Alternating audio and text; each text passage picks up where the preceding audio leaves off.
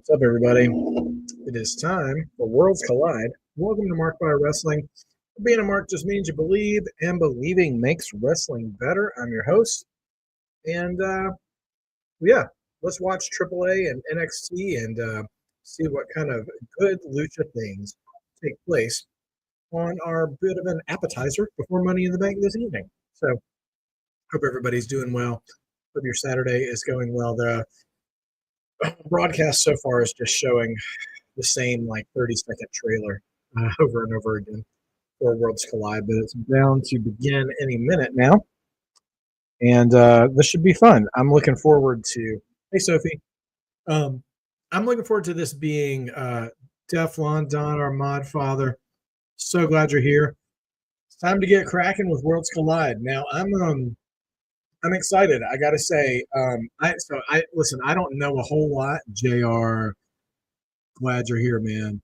Um, I'm really looking forward to this show because I really don't know next to anything about the AAA superstars. And my best exposure probably to Lucha Libre. We're getting an opening narration from Rey Mysterio. That's cool. Um, and my earliest introduction to Mexican wrestling, luchador, Lucha Libre, whichever whatever word you want to use to call it. Or kind of the early opening bouts of Monday Nitro back in the Monday Night Wars, where Eric Bischoff spent a lot of money. They brought in a lot of Mexican stars into the company, and you would see six-man tags and all kinds of stuff going on. Usually the opening match, too. And that stuff got wild, and I know it's only gotten crazier as the years have gone on, both in character and in-ring work. So I'm curious to see what we get here. So, yeah, Sophie. So this is exclusively airing on YouTube. So I've got two browsers open myself. One to talk with you guys, one to watch the show. And for once, you won't see me going this way for the whole show, watching the TV. So maybe it's a little more palatable for everybody. Yeah, A and B will be there, so we'll see where it comes from. Three Diglets. Welcome, man. No need to be scared. You know what? I thought about you, Diglets, for a second this morning because there is a rumor, and I'm just going to say rumor because I'm not sure that it's true. But JBL has been showing up at a lot of like indie shows and stuff, like antagonizing Lucha talent, kind of keeping that 2004 JBL alive. Could you imagine the meltdown if he shows up tonight and costs Vikingo the title, and so American Chad Gable can be the champion? That would be absolutely bonkers. Nevertheless, yeah, Sophie, it's okay. I feel like somewhere along the line, I feel like somebody said Peacock like once by mistake, but or anyway. Yeah, Karrion Kross. I'm not worried about Karrion Kross yet until he says they're not renewing him, because they are continuing to still use him here and there, just not on the main shows. Oh, but I did hear that he is doing the narration for his own biography that's coming out on Audible soon. I'm really looking forward to that.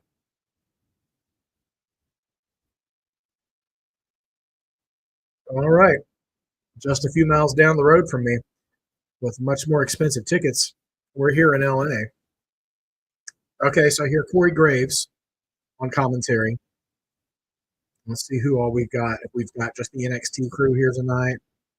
All right, there's the crowd outside. Keep your eyes open for A and B, everybody.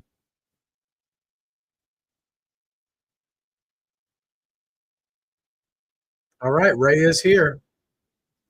You know what, though? We talk about JBL. The last time JBL was an active competitor, who was he retired by? Rey Mysterio. So maybe they do a little thing. Stephanie and Lola here in the building. Two very talented ladies. Chad Gable. Lots of booze in the building for Chad Gable. I got to admit, I know some of y'all hate the El Grande Americano stuff, but I'm so glad Chad is getting so much work to do in WWE. Like, And I picked Vikingo in my predictions for this. I don't see WWE taking any of their titles, especially not with Trick Williams already being TNA champion. But man, I do want to see Gable get his singles title recognition before it's too late. I thought we'd lost it, but now this Americano stuff is pretty wild. So we'll see what happens.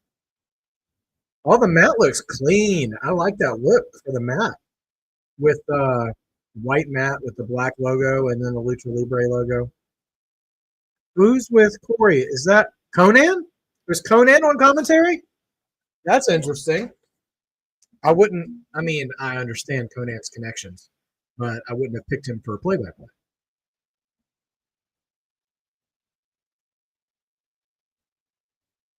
Hey, dog. Man, that just stings all the more that we just lost our truth as a performer.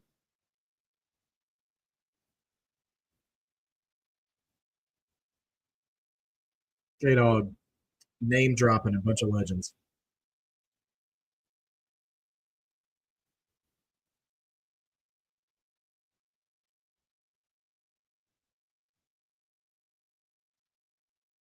Okay, so they have a AAA announced team as well.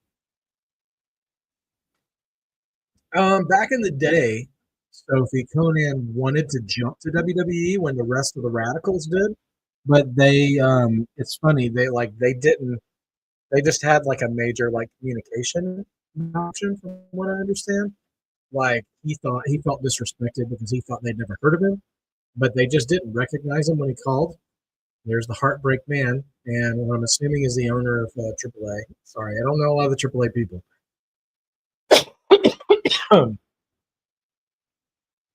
The president of AAA, Marcelo Pena. Okay.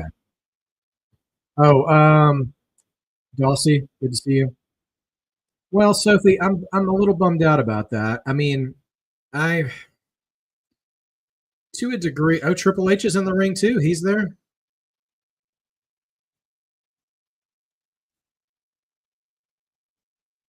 Bro, they sing in the Mexican national anthem. Okay. Oh, I like the set too.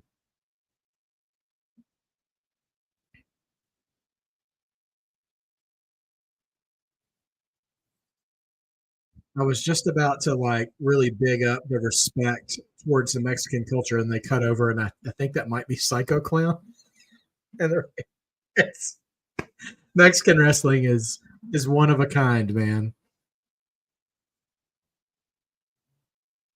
Oh man. Hey, Jack Roman, thanks for joining the chat. Age has really caught up with the Heartbreak Man. We've come a long way from this dude right here. He's the years have caught up with him for sure. But I'm glad NXT is partnering with this because Sean's from San Antonio from back in the day, and I'm sure being the wrestling fan he was, he probably had a little bit of salsa in his wrestling, so to speak. A little flavor to it, not just Ric Flair PWI magazines. Yeah, this is and uh, shout out to Three Diglets DX in the middle of all this. If you had told me in 1997 or 1998 that these would be the guys, the corporate guys for WWE, I mean, like, you are ribbing me something fierce. Like, this is absolutely crazy. But behind all the sophomore humor and the click and all that stuff, both of those dudes really do have good minds for wrestling. And I'm just glad that they were able to grow up a little bit. And I know we have plenty to complain about these days with TKO and the corporate side of things, but I'm really glad they're in control of creative for the most part. Oh, and Lillian's in the house too. Yeah, Dossie. So I saw Mr. Iguana for the first time on Tuesday when they were in the crowd for NXT, and I'm like, Worlds Collide's going to be fun. I'm not going to try to say too much about this right now either, but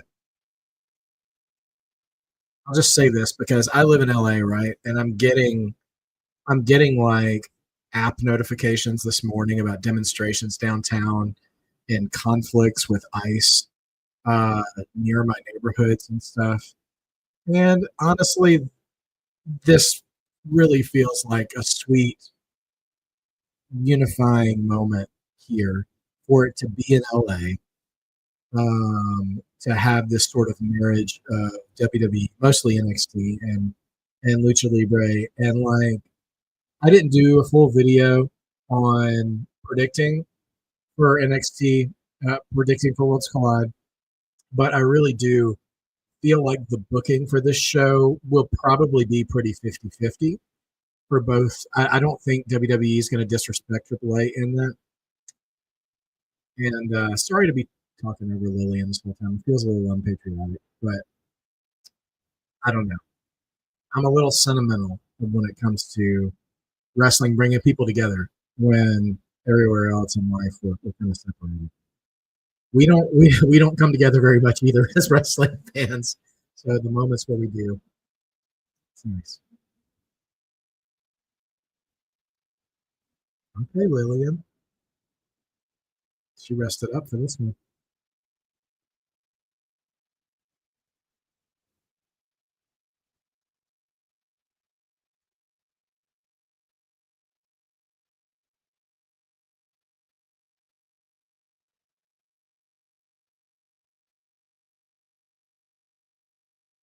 Francis Scott Key knew what he was doing, man. That's still a good song, even when things are ugly.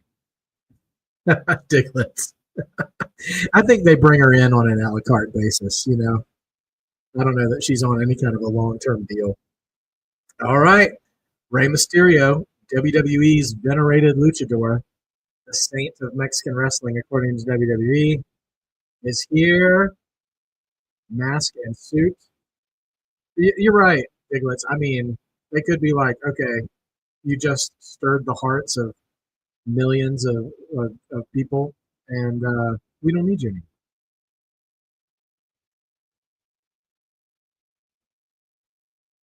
Oh, Lillian with the Spanish intro for Ray. I like this, man. If I even end up only understanding half of this program, I love the intent of this show. You know,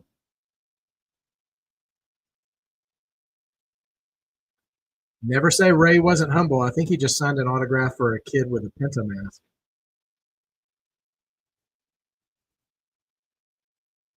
Booyakah, booyakah. How many of you learned what San Diego's area code was thanks to Rey Mysterio? Raise your hand.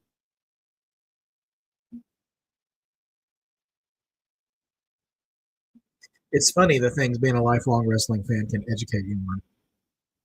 Bret Hart's first world title win is where I learned where Saskatoon was in Canada. That was even a town. This is how I learned the area code for San Diego. All kinds of little things.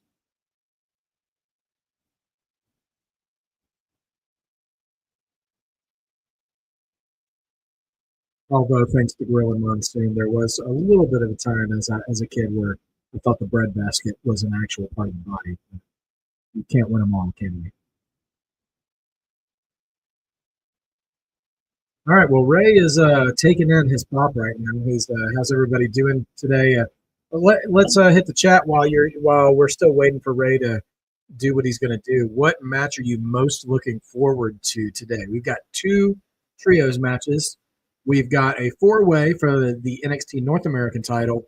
We've got Vikingo and Ray's got some Ray's got a little goatee going on. I can't remember the last time I saw him with facial hair.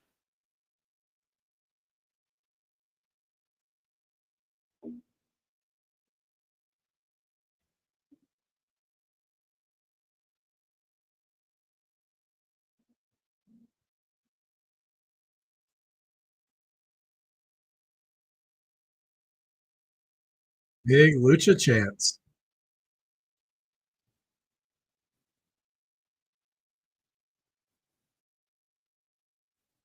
JR, me too. I think that four-way match is going to steal the show. Although Vikingo and Gable, I think, will burn it down. We didn't stop to mention the ring ropes are Mexican colors too.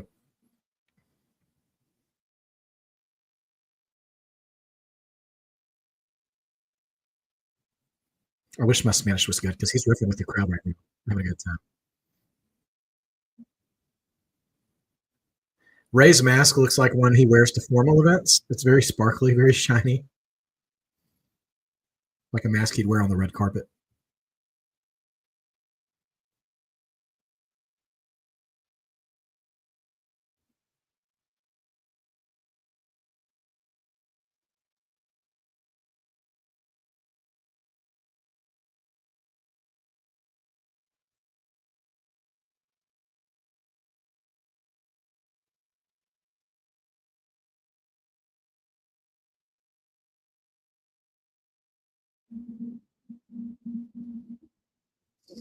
I'm sitting here thinking about Ray having a career long enough to be able to be giving this speech. Man, I wish Eddie was here too.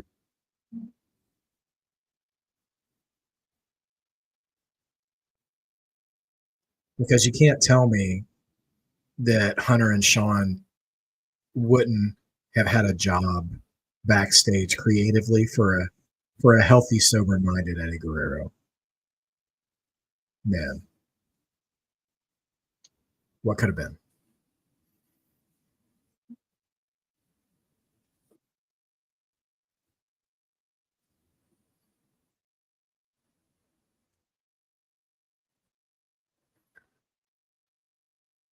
A question of the day from the Modfather. Would you rather take a spear from Prime Goldberg or 5 chops from Big Show? Um, hmm, that's painful either way. But I'm going to go against what might have been my better judgment and say 5 chops from the Big Show. Not only was Prime Goldberg a murderer in wrestling trunks. Okay, maybe. I mean, he was a killer in wrestling trunks in the ring. He is also reckless and green. So not only am I going to be hitting with the full force of a Goldberg spear, which was the nastiest one before Braun Breaker came on the scene, um, I also can't be assured that he would take care of me either. Here's Mr. Iguana. So I would hold my breath and go see the trainer afterwards after those chops. But, all right. Opening trios match. Here's Mr. Iguana with Aerostar and Octagon Jr. coming to the ring. And Mr. Iguana is iguana-ing really hard.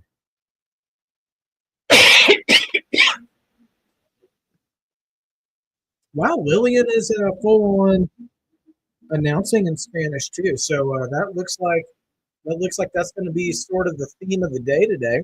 I'm happy to see it.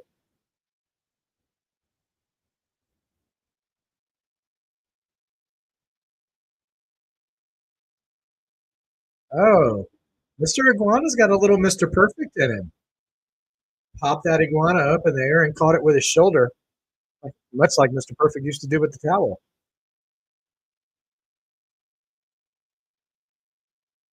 Hey, Justin, you have not missed any action yet. The first match is about to begin. Everything else has just been kind of pomp and circumstance a little bit, they introduced the announced team. They sang both the Mexican and American national anthems. Rey Mysterio, who's in the ring right now, hugging the luchadors, he gave kind of an opening promo, mostly in Spanish, just explaining his excitement for Lucha Libre being in an American ring. Teflon taking that spear. Okay, hey, respect, man. Totally respect. I don't think either of us win in that situation. I think you're just choosing which L you're going to take. So, also a return for Lince Dorado, who is subbing for Joaquin Wild, I believe, who was injured on Speed earlier this week. Um, so, yeah, Lince Dorado, Dragon Lee, and Cruz del Toro, I believe, representing the LWO.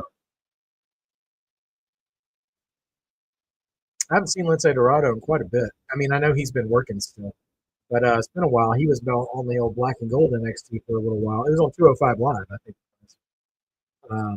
Yeah, great work. There's going to be a lot of fun in this match, I think. So drop your predictions, guys. Oh, hey, Dom's in the house. Dom and Liv, they both look so annoyed to be there.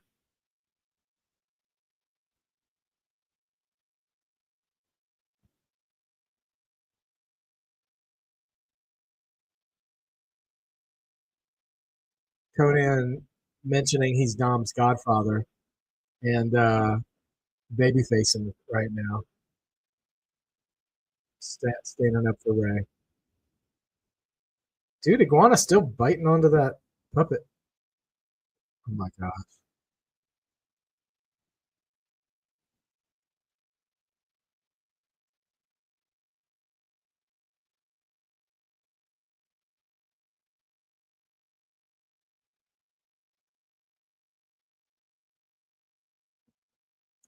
Shout out to Conan. I don't know if you guys are hearing the commentary, but right as the bell rang, he's like, I want all American fans to listen to me right now. Lucha Libre Wrestling is different from American wrestling. So what you're about to see is something you might not be used to. So, like, good for him. Yes, Justin, this is the first match. Wow, we're 20 minutes into the show in our first match. This is like an episode of Raw. It's crazy. All right, here we go, guys. I picked the AAA team to take this match, but or did I pick Legato? Right? Yeah. I picked Legato, AAA to win this match and Legato to win the other one.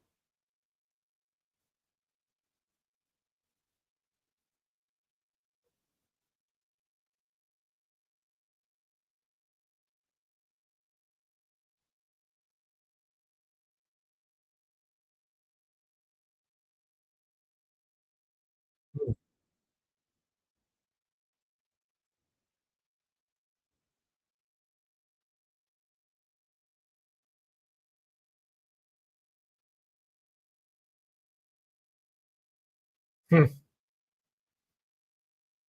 I'll tell you what, guys, if you're listening to commentary at all, Conan's dropping stories left and right. It's pretty entertaining here.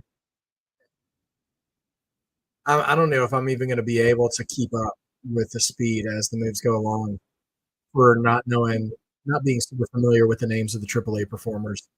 But yeah, a lot of back and forth action. This is going great.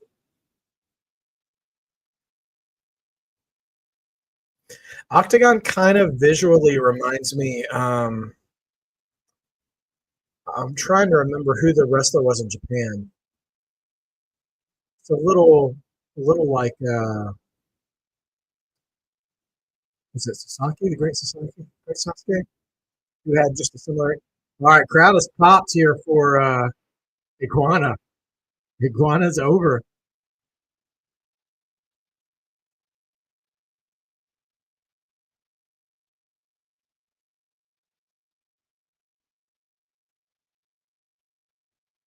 All right, let's see what he's got.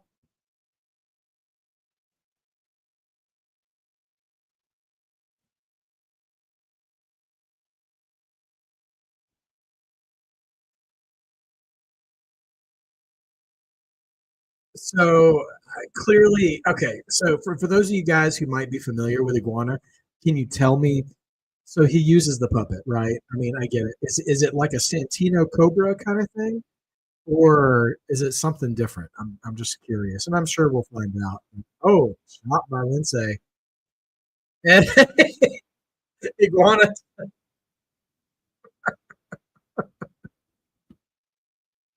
Iguana just like frozen stiff on the mat.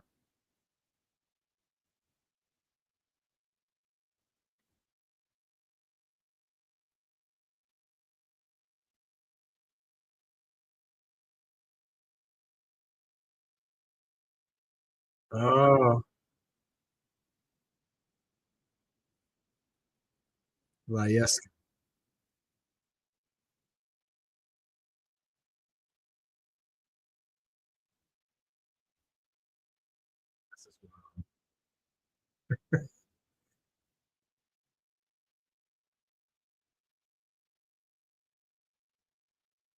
Wow.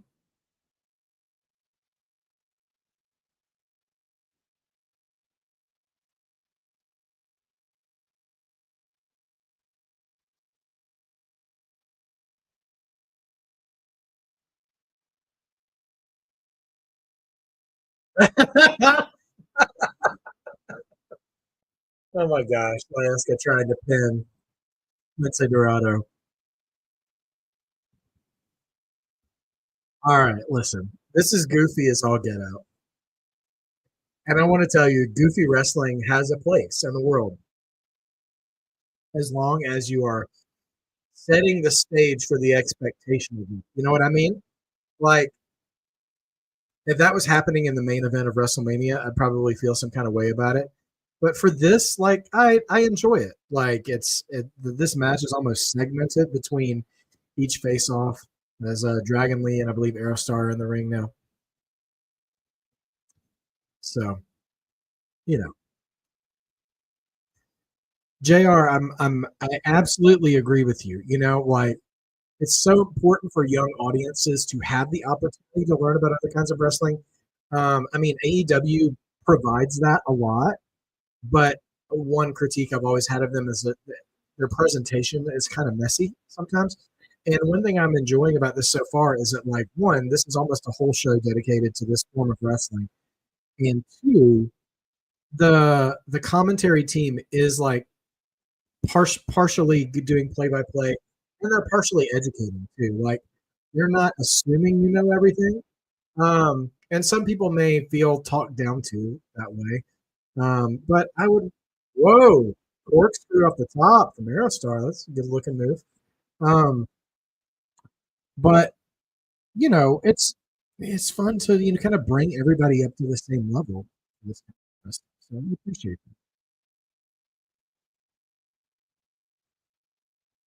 Oh, Dragon Lee dumped out. Monkey flip reversed. Oh boy. Okay. By the way, Lucha Libre has always been the best purveyors of what we're about to see right now. The multi-man suicide dives or planches or topes, whatever you want to call it. The commercial break spot for Monday Night Raw and SmackDown.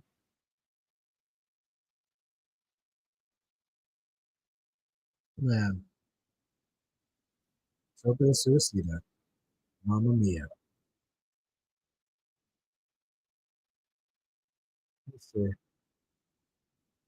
Goodness gracious.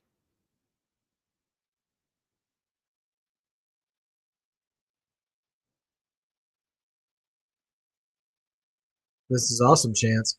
Diglets, was it Iguana or actually um, Octagon has not really been seen on camera. Was he the one who didn't get caught? Hopefully he's okay.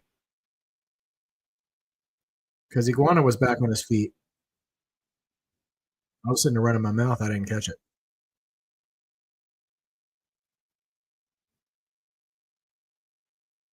Hmm.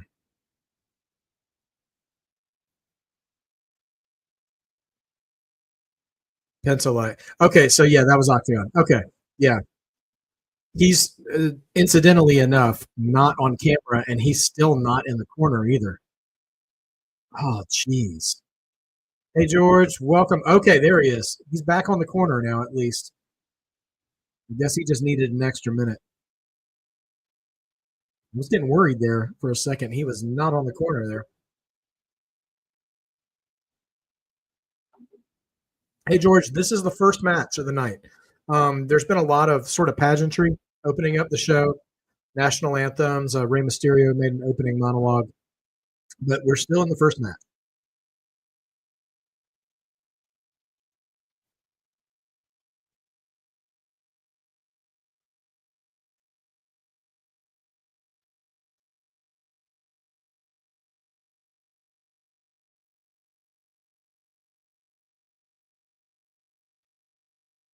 All right, Iguana's back.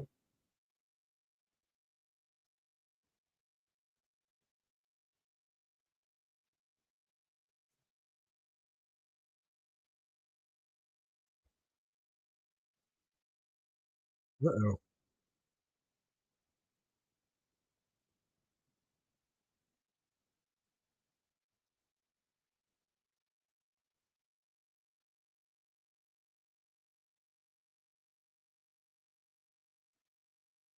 Oh, a rolling maestro cradle. I've never seen this before.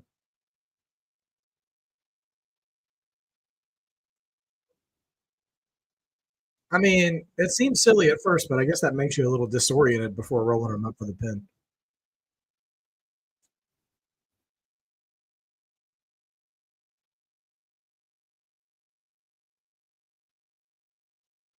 Uh-oh. One on shoulders. Oh!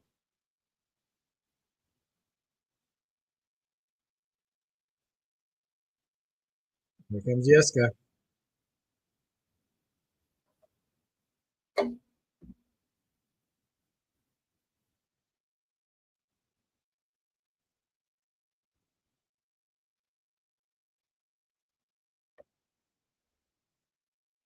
Oh no! Stop in the iguana! No! I have not seen such heel work. He gave a Spanish fly to Yeska. I've not seen such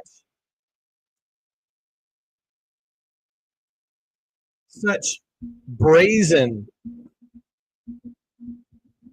brazen heel work since Earthquake killed Damien in the middle of the ring.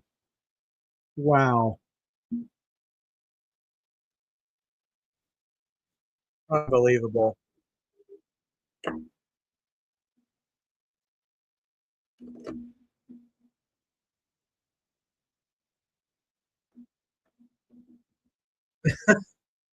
Oh my gosh. Dragon Lee. Oh, triple super kick.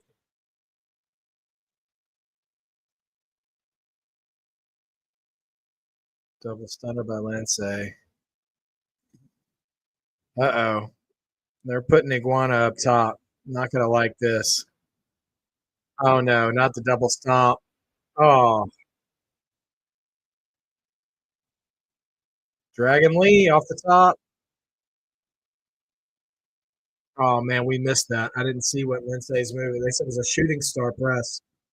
But Aerostar breaks up the pin with a springboard himself.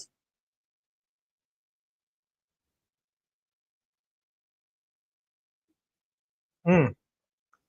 Well, I'll tell you what, Conan said it multiple times at this point. It seems as though the AAA guys are highly motivated to get noticed by WWE.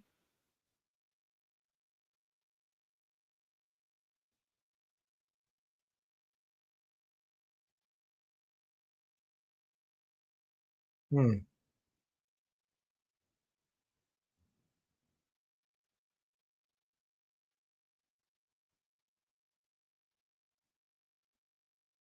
Man, standing Hurricane Rana off the top by Lindsay Dorado.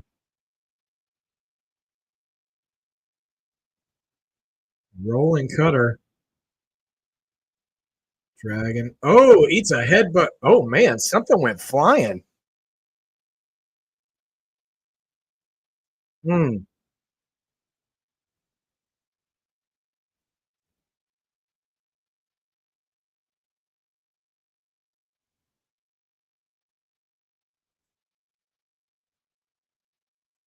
Oh man, cameras gotta lock in. That we're starting to miss spots here. They got to keep up. Oh my goodness, like a torpedo. All right, Del Toro, Lucha chance, eye in a spot.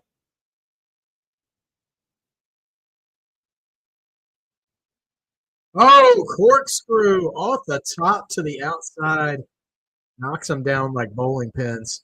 And now we've got Octagon and Lince Dorado. So it's easy to remember Octagon because he's got sort of a penta-like mask. So penta, octo. Anyway.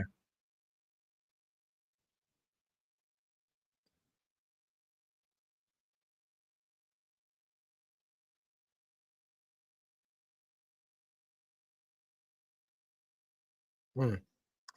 Lince Dorado's impressed me. Like he hasn't lost a step at all since I last saw him. He honestly looks. Oh my gosh! Fall away slam off the top, and that is the win right there. AAA takes the win. The pin by Octagon onto Lince Dorado. Great opening match. Great opening match. I feel like it's 1996 all over again. and we're on TNT. And the only thing that was missing was Mike Tenay telling me who everybody was. But yeah, all right. Where's Jessica? Man, yeah, solid show. Absolutely solid show. Wow,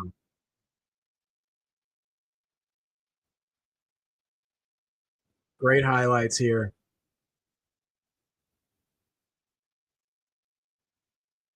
Great match, everybody. And this finish, man, wow, such a smooth fall away slam off the top. Fall away moonsault. Who's on the mic? Oh my gosh, Dom is on the mic. Let's go. Oh, let's go.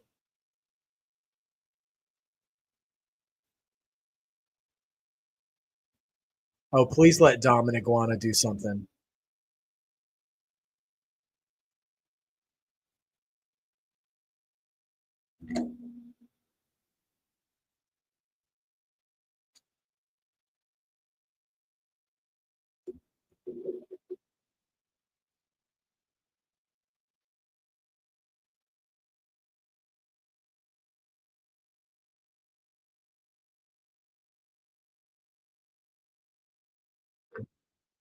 Octagon facing off with Dom.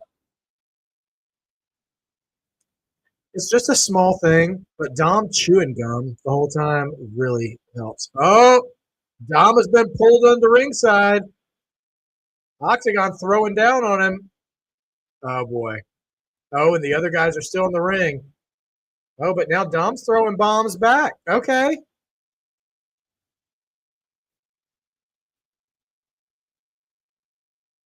They're having a pull apart. Oh, Liv's in the ring now too. Justin, the AAA team won the first match.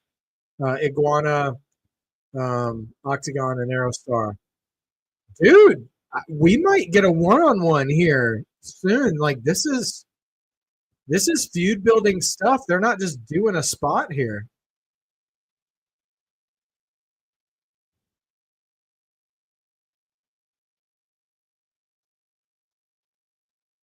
What? What? We're getting Octagon and Dom Mysterio at Money in the Bank? Whoa! IC title. IC title match tonight at Money in the Bank. Whoa!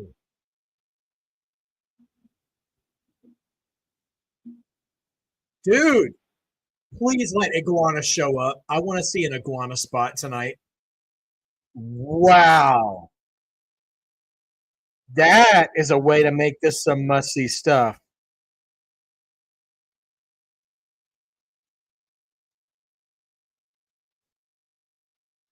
All right, Diglets, I feel you, dude. This is that's a mark out moment in the first segment, bro. The first segment. And there's five. Yep. There you go, Sophie. There's match number 5. I'm telling you, like these last second bookings, like, it's going to be a good show tonight, guys. Let's pray for traffic to be easy for A and B on the way home after the show. Shouldn't be too hard. We're not super far away. But man, yeah, wow. That's interesting too to look back and see in that entire match, Conan on commentary talking about how much these guys um want to make a good impression being WWE. So it's gonna be wild.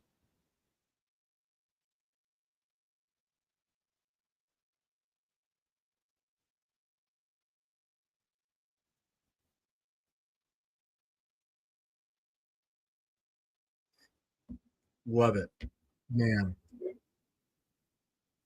Don't worry, Sophie. I'm gonna text them and I'm gonna get their predictions. Okay, so by the way, A is telling me now we're a few rows back from the announce table on the floor to the right of the announce. So, like, I'm gonna see.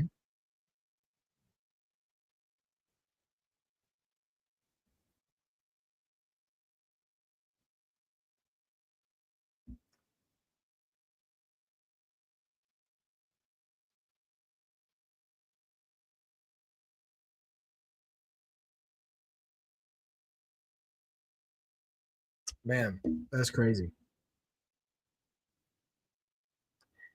I don't mind. I don't. Sophia, you're talking about double booking. I don't mind double booking as long as the performers are safe.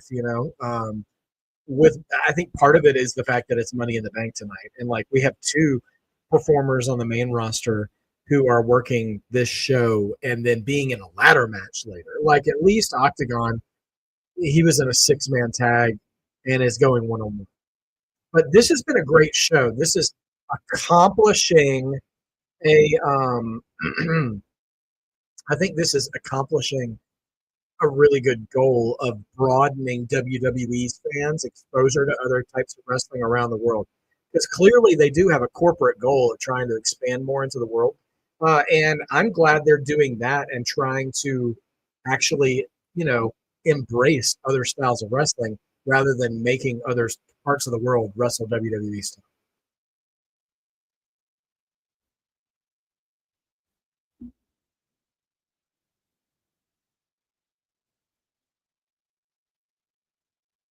Let's see. Let's see.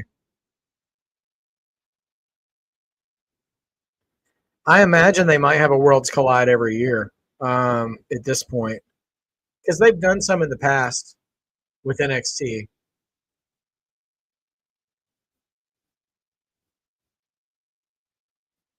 No, there's Fluffy over in the corner.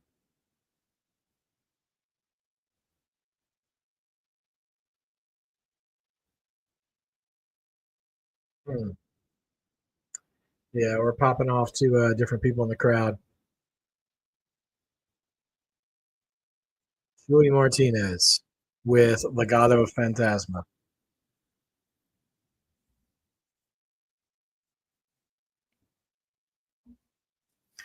All right, everybody. A sent me a photo, so I'm going to put it up to the camera so we can all see where their vantage point is. If you can see right here, sorry for the reflection on the screen. This is their vantage point from when Dom entered the ring. Hopefully, that's not reversed, you guys.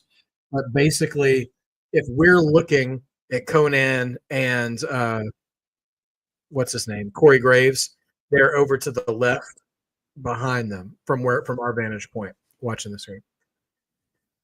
Justin, I think the main event has got to be um, Chad Gable and Vikingo. That's my guess.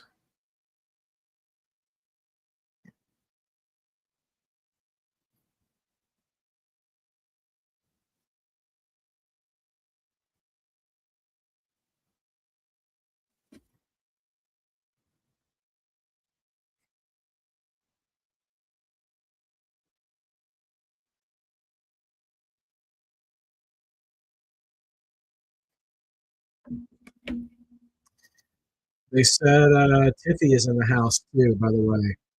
Um, so we might be seeing her soon. All right.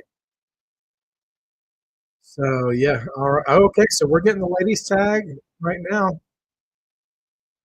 Here she is, La Primera.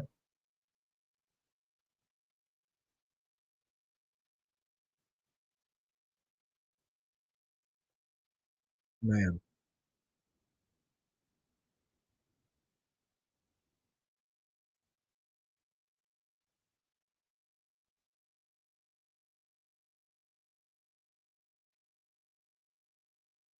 Yeah, I've got Stephanie and Lola here.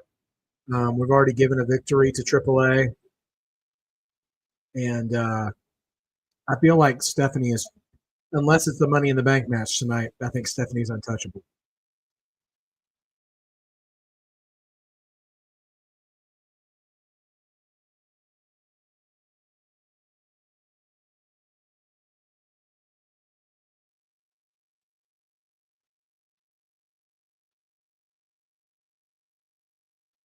Hmm.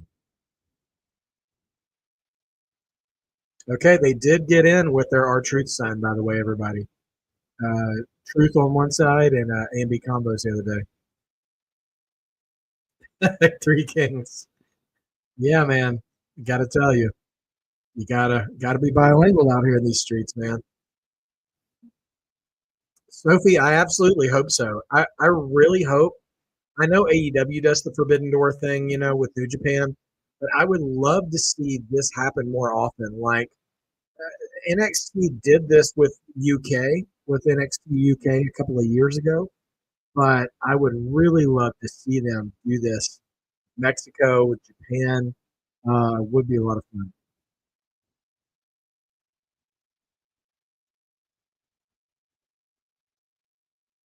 Hmm,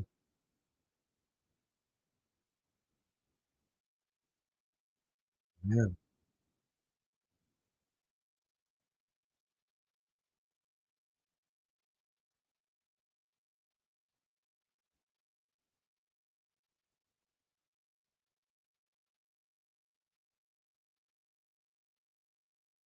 Hmm.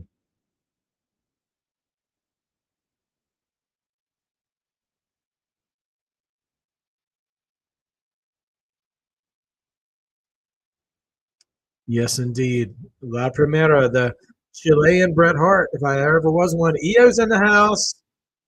Hey, there she is. There's Stephanie.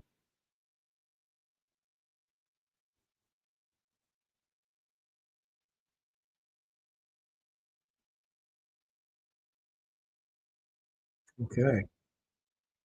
I wonder, with Io and Tiffany being there, I wonder if Stephanie has any kind of stare down with either one of them before she leaves ringside after this match. Because, she's in line for the briefcase tonight. But here we go. Cheek Tormenta and Dallas come into the ring. All right. Who do you guys have for this match? I don't. Let's see. I gotta say, I'm predicting the WWE ladies this time around. Teflon said, "Don't time me out, but I wonder how much WWE would charge to keep that ring mat up this time." Brother, surely. Listen, I think if you're into that, I'm sure one of these days there will probably be a charity auction for some ring worn gear. They do that every once in a while. Aaron Drew, good to see you. What's up, everyone? And can Mr. Iguana dethrone John Cena? Yeah, let's make Yaska the WWE. Make them the real champ. Let's do that. All right, here comes Lola.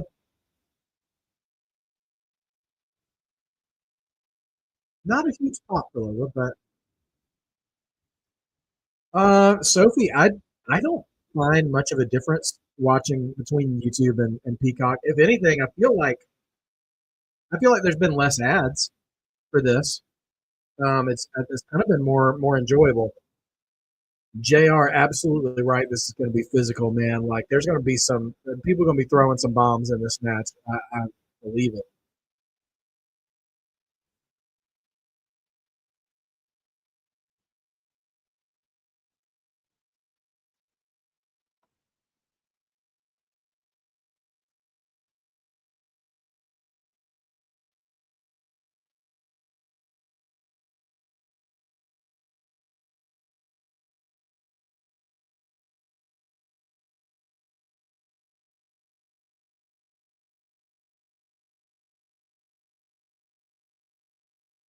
All right, here she comes.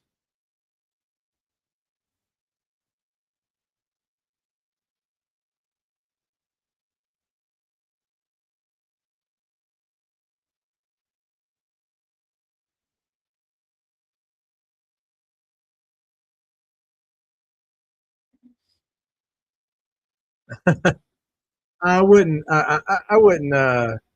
besmirch A getting stuck in traffic too much. It's hard not to get stuck in traffic around here, for sure. I'm sure there's probably a lot of dual ticket holders for this as well, which is really interesting because there seems to be a very, I mean, I know it's LA and stuff, but there seems to be a really big Hispanic contingent of fans just from the pops that people have been getting tonight and stuff. So if that translates over into night, that could be a lot of fun for the big show. So, not the big show, Paul White, but, money in the bank. All right, Stephanie starting off with Dali's. Get your predictions in there if you haven't already. Let's do this. Oh my gosh. Mandy. Yeah, Sophie, I guess this technically isn't the PLE as it's just a streaming show, but Big La Primera chance already from the crowd. Ooh.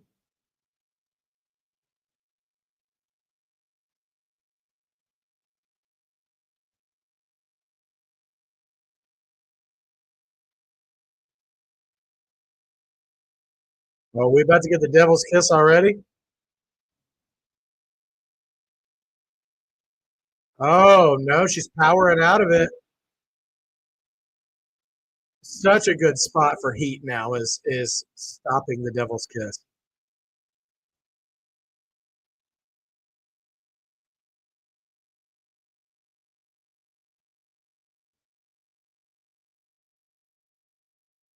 Hmm.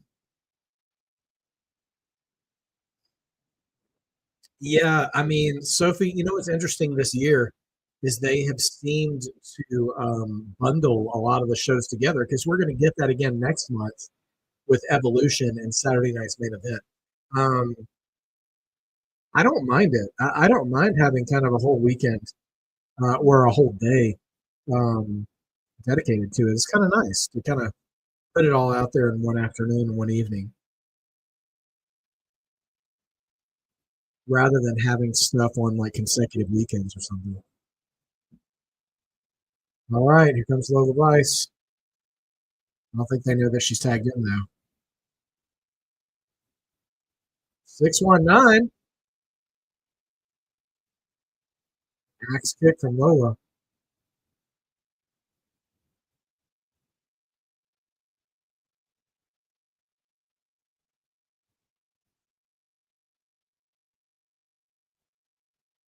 Oh man, they're just throwing bombs.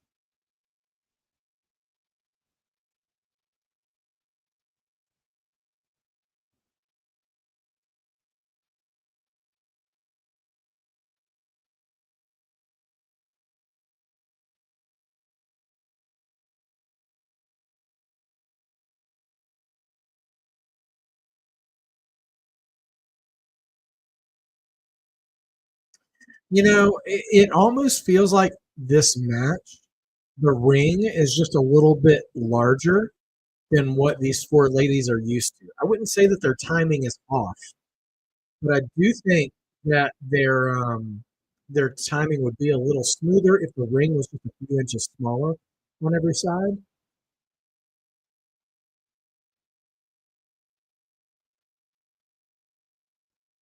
Running hip attack after maybe the worst catchphrase in the wrestling business.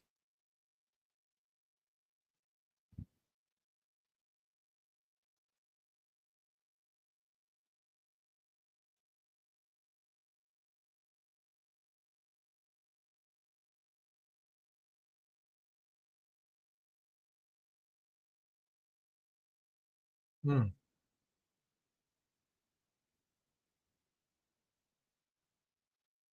Man, shot to the stomach by Lola.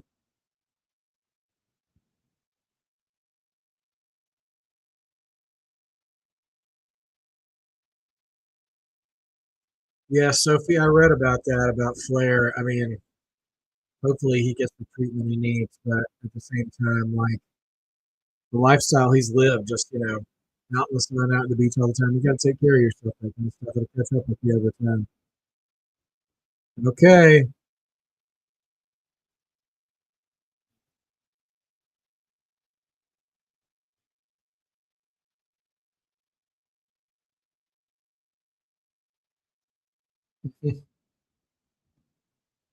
Dalisa was jawing at Tiffany. We didn't get it on camera, though.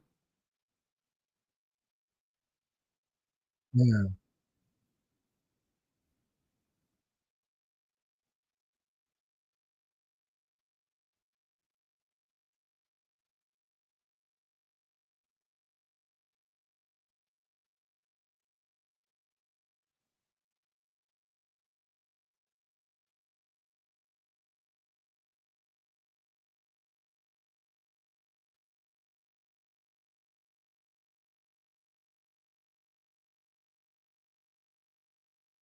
Mm, man, crazy. Slam to Lola. Sophie, I heard bits and pieces of Cora's interview. You know, some stuff there's a lot of stuff I didn't know about her experience, but at the same time, um, some of it, I was far more sympathetic towards, and some stuff I kind of felt like she was being a little oversensitive at the same time. But yeah,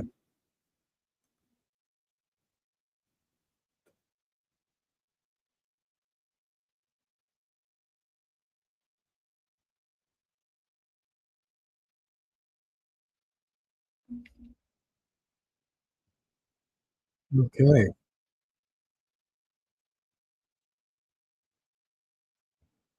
man, this match is so hard hitting, but I feel like the crowd has a little bit of a hangover after that 6-man tag. Being what it is.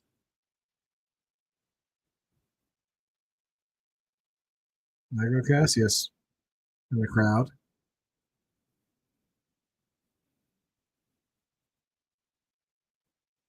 Oh, I didn't know. Okay, I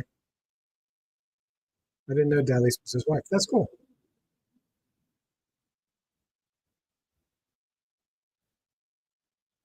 Yeah, Lola getting a lot of heat. They're certainly yeah, just trying to work towards her tagging Stephanie, getting that hot tag.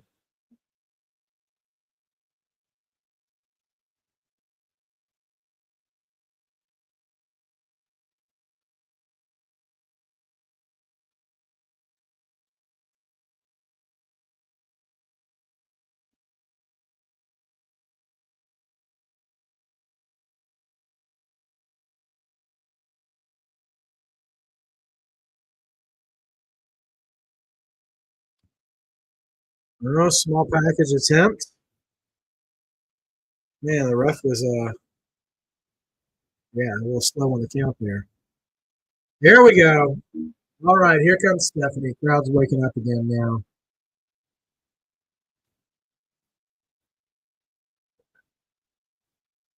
Boom, cross body off the top.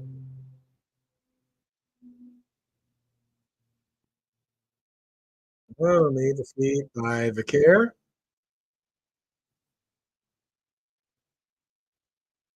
All right, slamming ahead into the turnbuckles.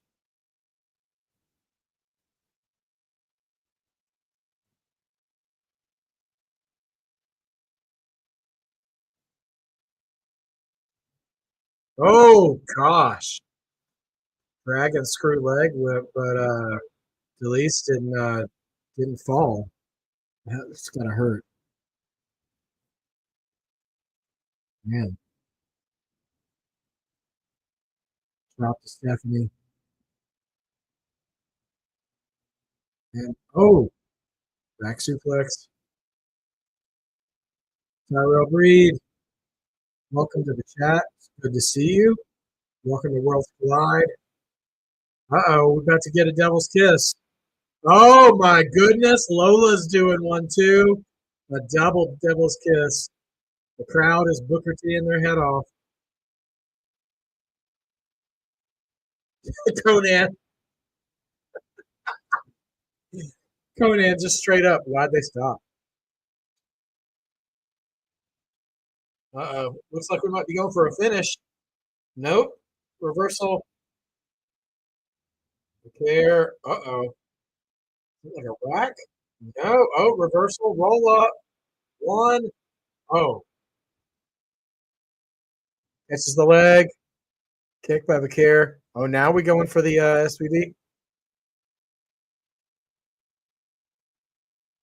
SVB, there we go. And that'll do it. That's your match. Stephanie and Lola take the dub. And it was a good match. Um, I do think it was a little bit of an emotional down point. I mean, just an energy down point since the first match was so hot, but it was good. Good. Nothing really bad in the match. Crowd hot for Stephanie and Lola. Man, great somersault dive off the apron. right as Stephanie hits the SVB and gets the W for their team. But there's that.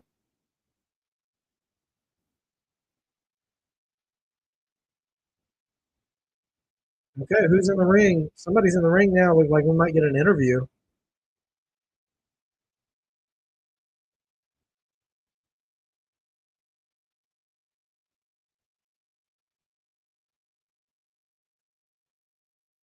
Better Rodriguez.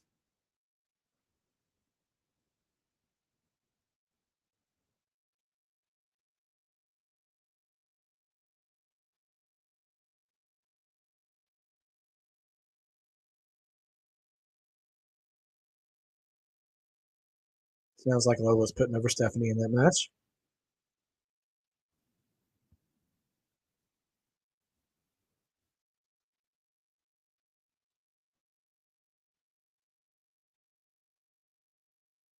Okay.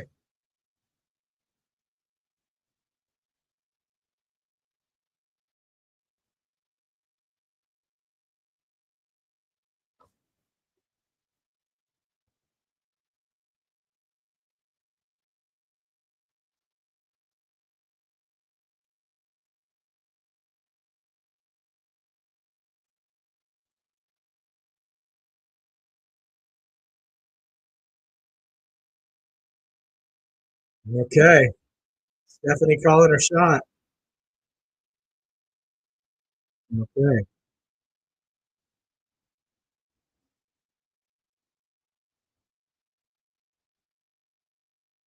Chad Gable backstage.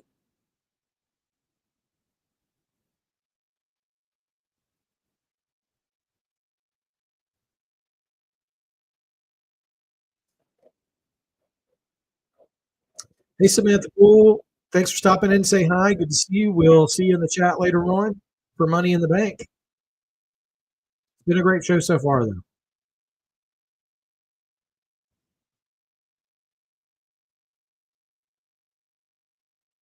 The Dark Hearts of Lucha Libre.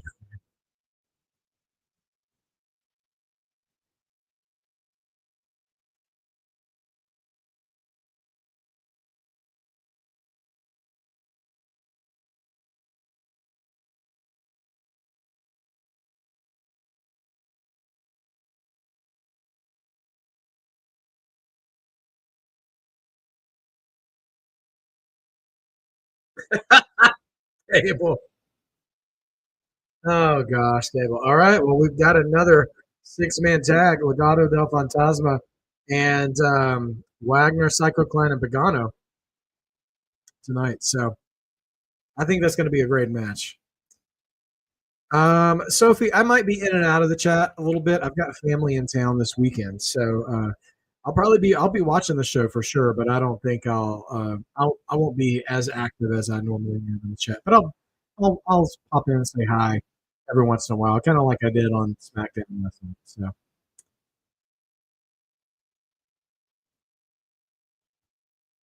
Legato's got kind of a cartel thing going on these days now.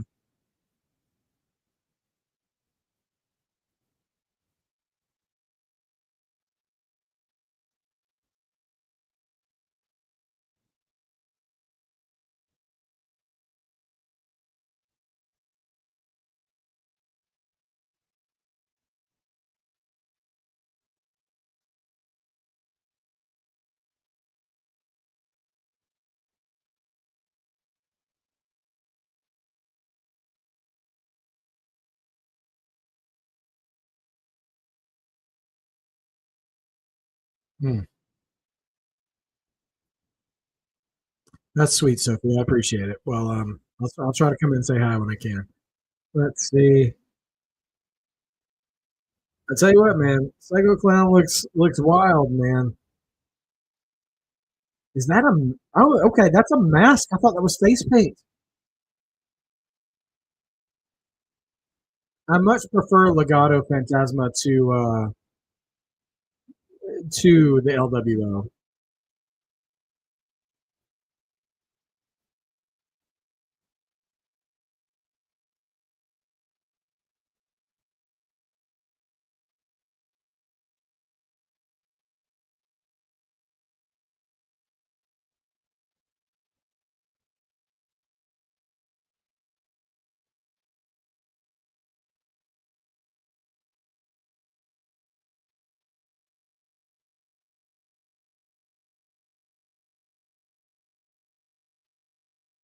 Huh.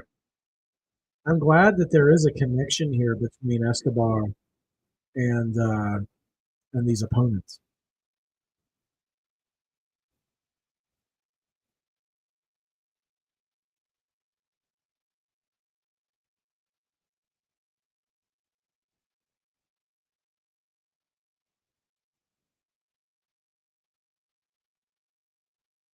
Hmm.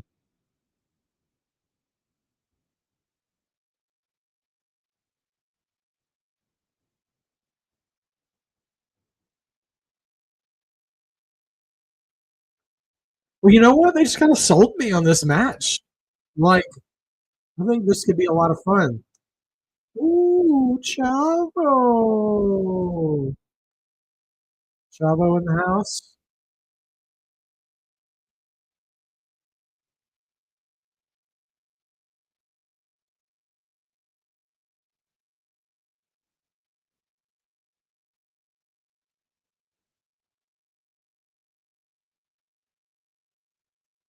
They said this is the Street Profits, but I don't know who that actually is. Oh, Street Profits are here, though.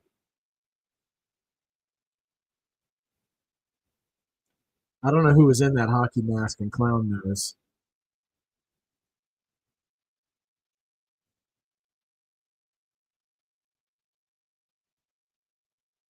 Man, love it.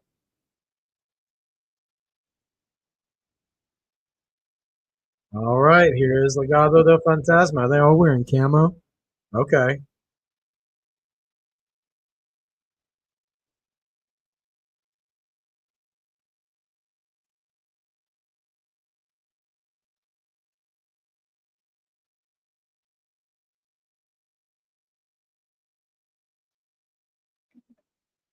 Pretty Richie.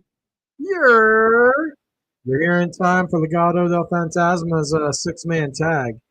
I tell you what, the opening six-man tag um, was was really good. Um, okay, Sophie, 3 hours until Money in the Bank. We've got three matches left. Well, hold on, one, two, yeah, three matches left, including the one we're about to have. So we're probably, I'm guessing we'll probably have a 2 hour gap between um, Worlds Collide and Money in the Bank. Maybe an hour if you count the pre-show stuff, but I never count the pre-show stuff.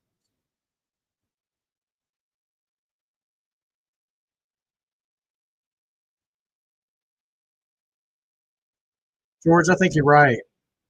You know, at first I thought this was going to be, I don't want to say silly. I thought it was going to be a little more athletic, like the first match. But after they played that video package, I think they're going to drop some hard hits on each other in this match.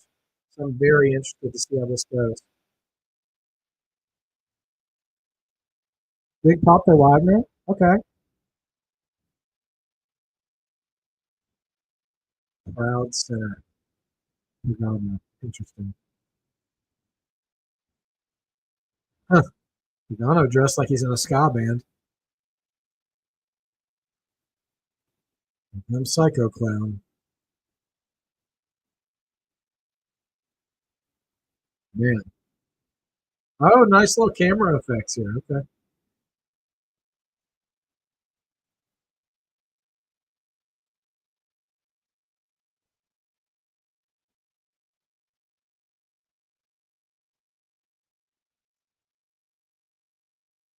Yeah, I feel confident that A and B will get here back on time for their chat.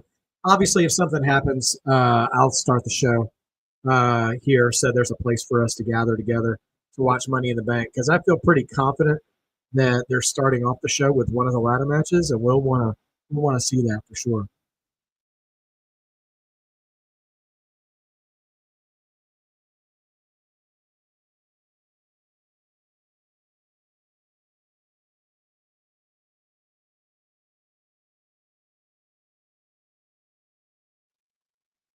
They say Pagano was a bit of a hardcore wrestler back in the day.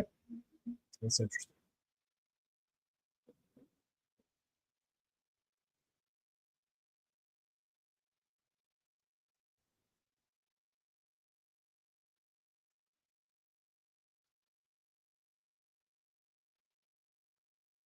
Yeah, I agree, Teflon Don. If anything, I feel like Worlds Collide has succeeded in really like demonstrating and introducing lucha libre culture and style to WWE fans.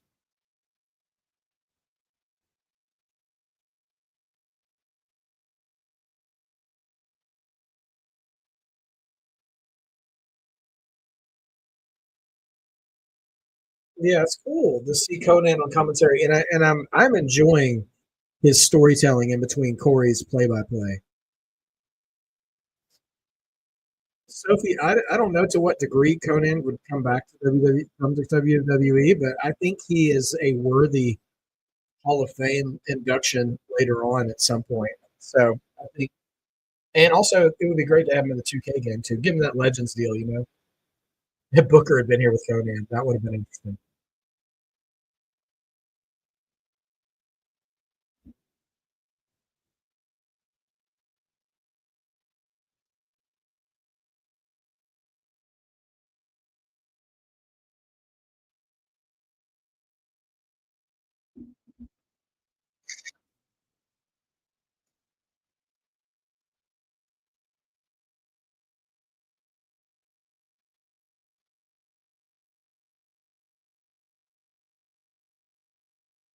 Hmm. Wow. Okay, so Garza, Wagner, and Psychocon—they're all third generation guys. I didn't know. I mean, I didn't know that. That's a lot of wrestling history in the ring, right?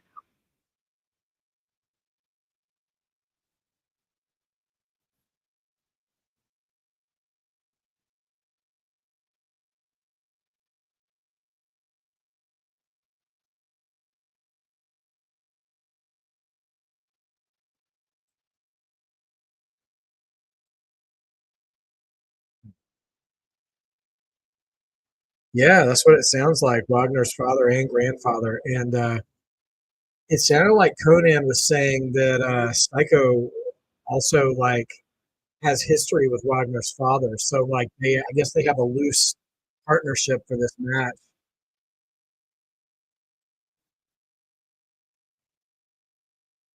Oh, good shot by Psycho, right into a power slam.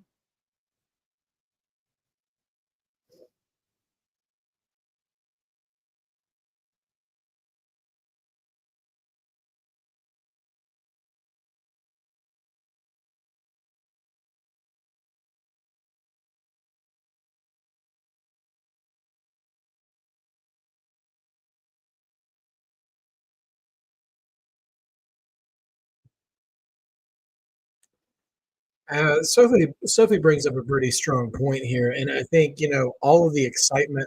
Oh, as we're about to get something here, a lot of standing switches for German suplex. Oh gosh, wow! Psycho Clown with a double German suplex on the Garzas. The WWE has been very shrewd in getting these partnerships with other companies, TNA, AAA, and ooh, man, Psycho caught the post a little bit on that.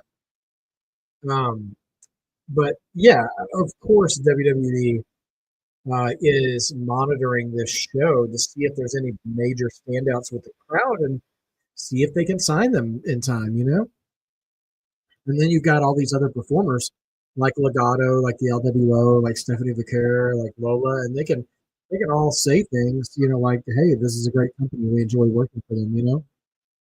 So we saw this happen with Jordan Grace and TNA. I think we'll see it with Joe Hendry eventually.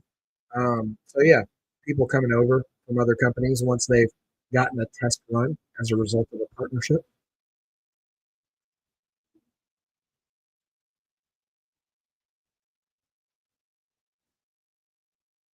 Yeah, so I mean WWE. So this is different than the TNA thing because TNA and WWE are just kind of working together, kind of like Marvel with Disney and Sony when it comes to Spider-Man, right?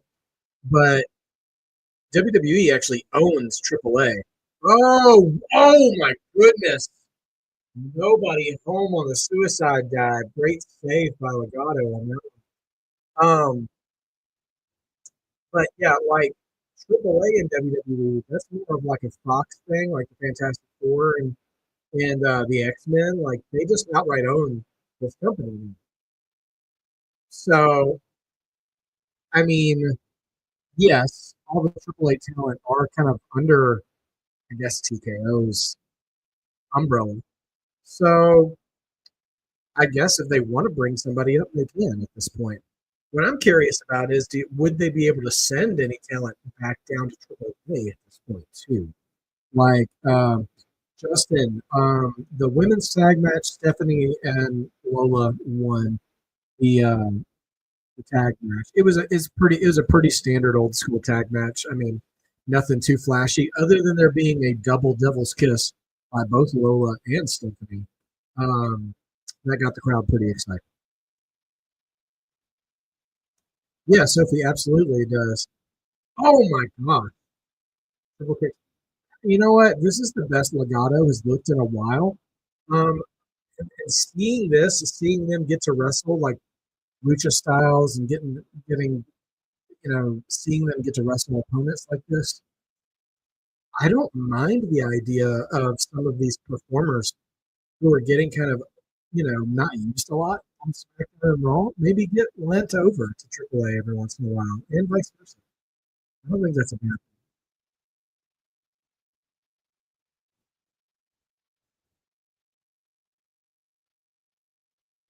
thing.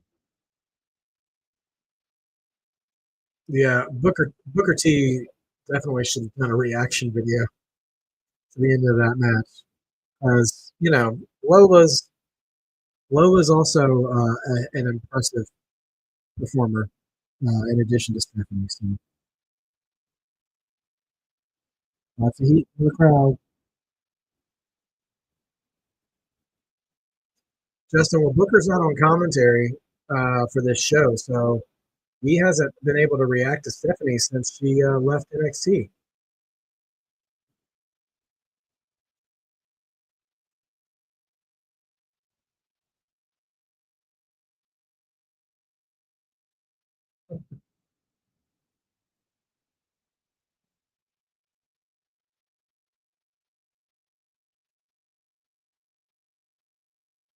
Yeah, Sophie. I don't want to cast aspersions on AEW, but I think. Well, I mean, I think both.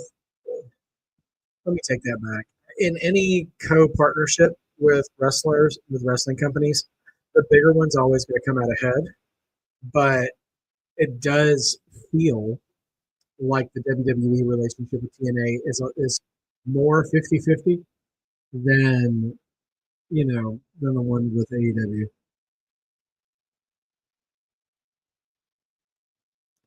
Pretty Richie. Wow.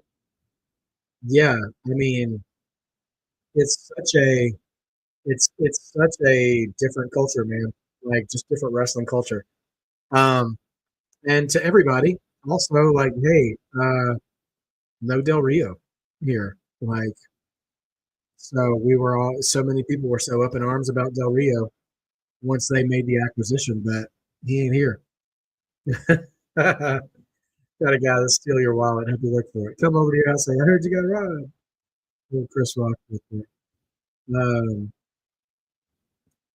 Oh, Justin, that's all good, man. Hey, I'll be glad to give you any updates I can. Um, and then this afternoon we'll all reconvene for Money in the Bank as well. Man, Code Red by Psycho Clown.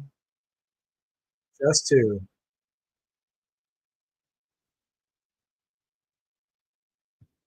Here's a random question. You guys can't hear the broadcast through my stream, can you? I wouldn't think that you can since I'm using the same device for both things, but I'm just curious. Yeah, man. Listen, A and B. I'm not surprised they're hitting almost 30K. They're growing every day. So I'm working to get to 10 myself. Hopefully, we'll get there soon. I know that there's more content I need to create. But I want to work on Headbutt by Wagner there. Dragon Screw Leg Rip. So yeah, man. We all keep growing. I'm just happy to have it. Whoa, another leg rip.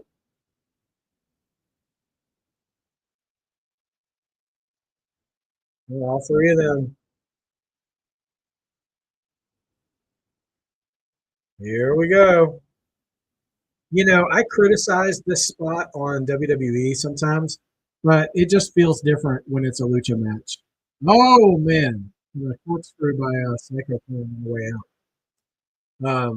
I think it's because they're kind of the purveyors of that wrestling spot. So, man, woo, gosh, almost didn't catch Psycho there. Good work by I think that was Andrew Carson. Yeah, I mean, I didn't know a lot about the talent coming onto this show today, so I understand the hesitation of maybe wanting to watch it, but it's paid off. I think it's been a good show, and we still, I would argue, the two best matches on the card. We're still not we haven't even scratched the surface on yet.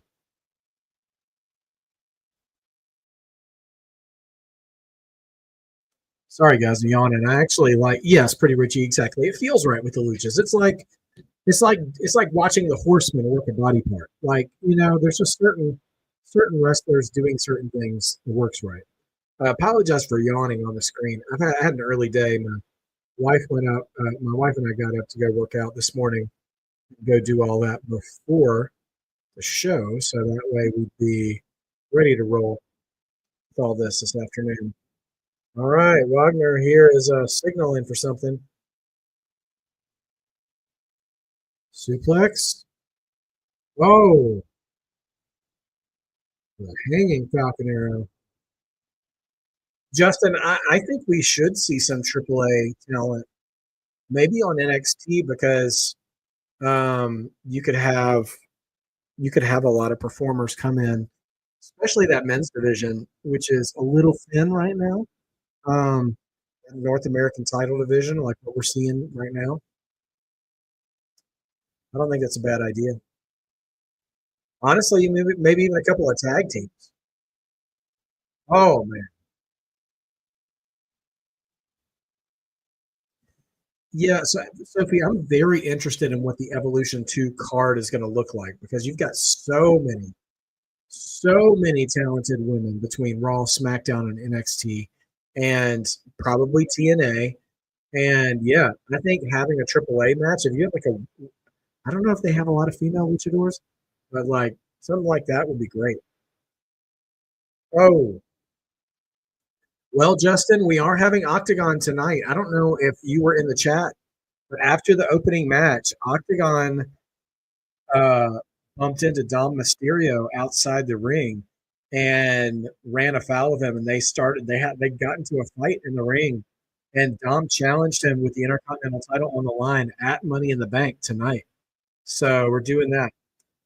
Sophie, you're right.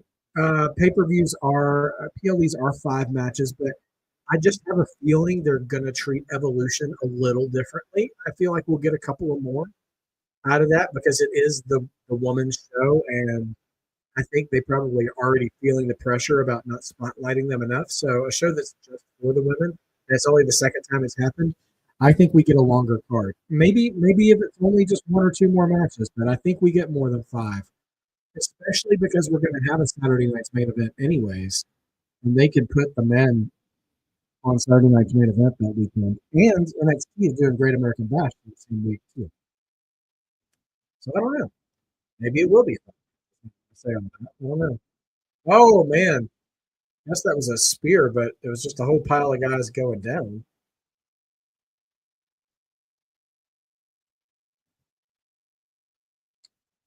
Justin, I think IC title will be the second match.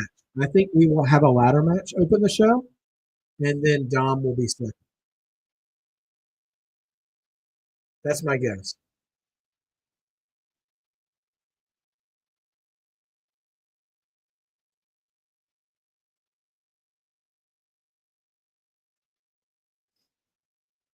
Richie, I hear you, man, loud and clear. I think, yeah, I think we'll get some variation of those three ladies at Evolution. Maybe the briefcase might be involved at that point. Honestly, whoever wins the women's briefcase, I think cashing in at Evolution would be a smart move to bring eyes to that show.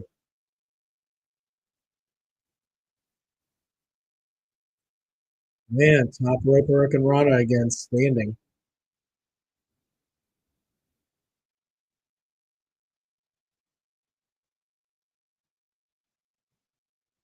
Just one-on-one, Wagner and Santos in the ring here for a minute or two.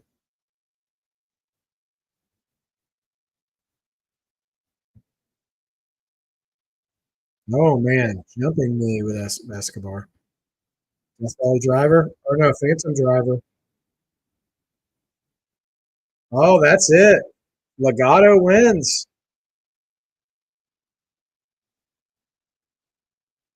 I have been perfect so far in my predictions, but yeah, crowd not happy with that development.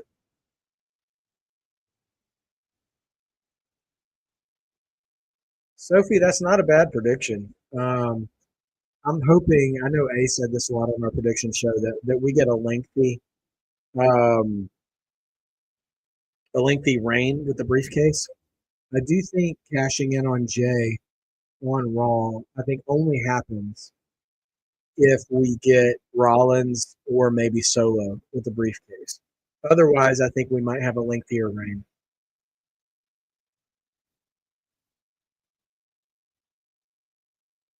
Oh, every show's a real show, Sophie. Come on. Let's see. June 15th, Triple Mania, huh? All right, guys, I'm going to go grab a drink. I'll be right back during these ads, and we'll keep enjoying the show. Be right there.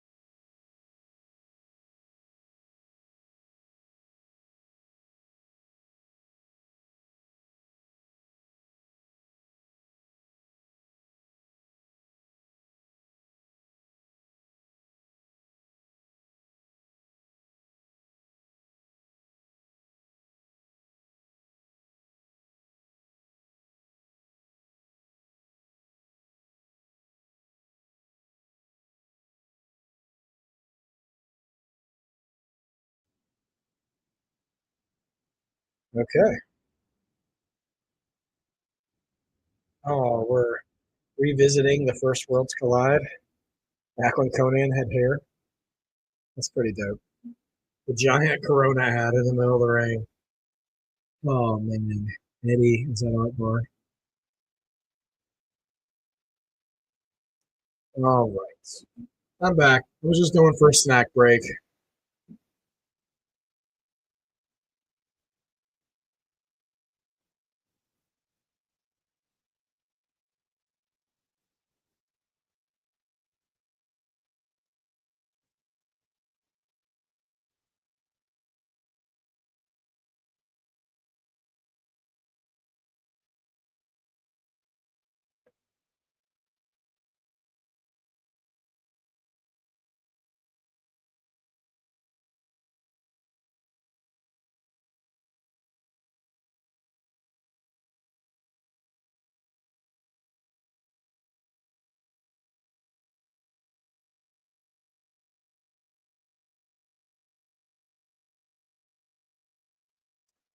Just heard, yeah, right, Sophie. I mean, it's coming. That time's coming. I don't know if maybe he'll make it to SummerSlam, maybe not. We'll see.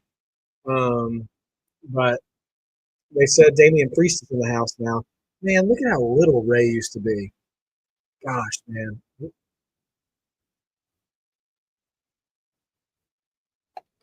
The new format of the King of the Ring, Queen of the Ring, I hate it. Um, I love King of the Ring and Queen of the Ring. Um, and but I hate this format. This like this 4-way um, style going into the semifinals. I hate that, and I feel like it's just a lazy way of booking because people want to do that to allow for interference because all those matches are no DQ. Rickety, good to see you, man. Um, and I miss the old days of it being a tournament in one night and just having them wrestle 2, 3 times. Like, Brett did 93, Owen did 94. So I would have preferred that for the men and the women because having two tournaments, that could be the whole show. And you could maybe have a title match if you want to. But I would have much preferred there being one-on-one matches.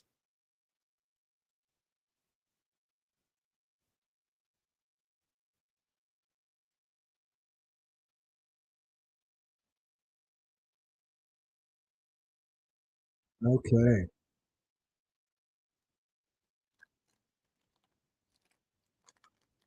Yeah, well, Sophie, that's why I say do the tournament in one night. Like, that's how they did it before. They have maybe an 8-man tournament and or even a six, yeah, an 8-man tournament, and boom. Uh, but yeah, it feels a little cluttered starting with a 16-person tournament with 4-way matches. Is Dino backstage being interviewed?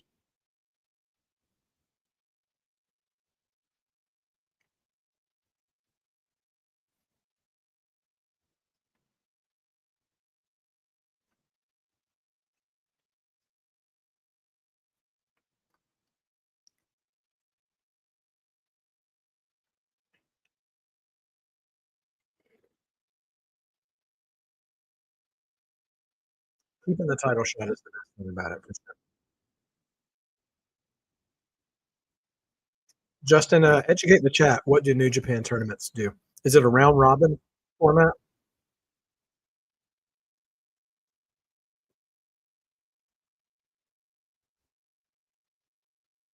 Okay, guys, North American title. I'm really excited about this one.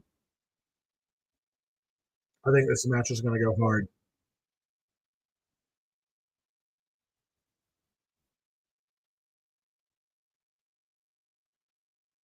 Sabio Vega. Oh, Sabio and Priest together. All right.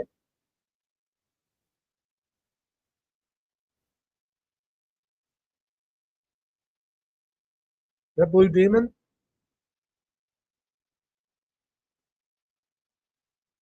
All right. Justin, if you're interested in a round robin tournament, I know New Japan probably does it better. WCW did it once. Starcade. I want to say 1989. It might have been, yeah, it was 1989. They were called Iron Man tournaments. They had a singles tournament and a tag tournament.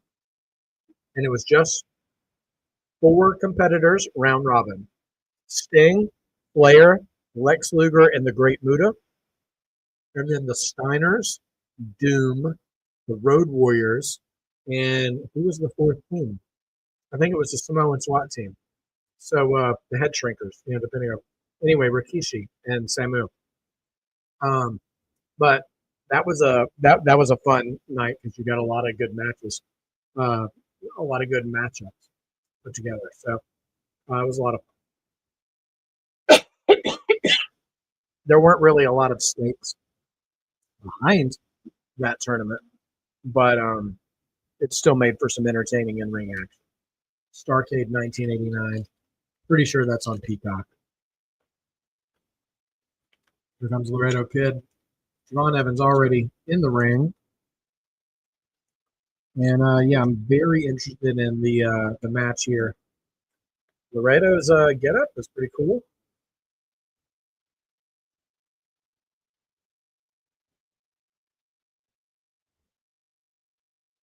Oh, so he's already the AAA Cruiserweight champion. Okay. He'd be a Laredo 2 belt.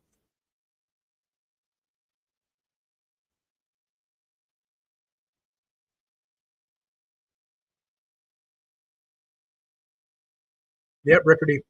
4-way match. Javon Evans, Laredo Kid, Ethan Page, and Ray Phoenix for the North American title in NXT.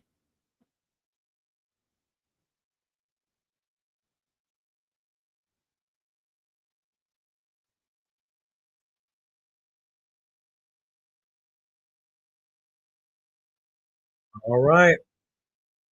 Is this the champion now? All right, here's Ray Phoenix.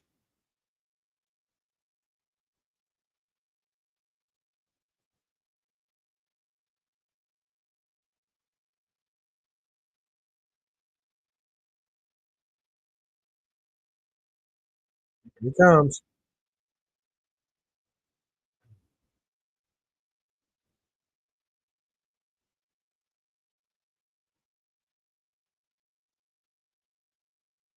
Wow.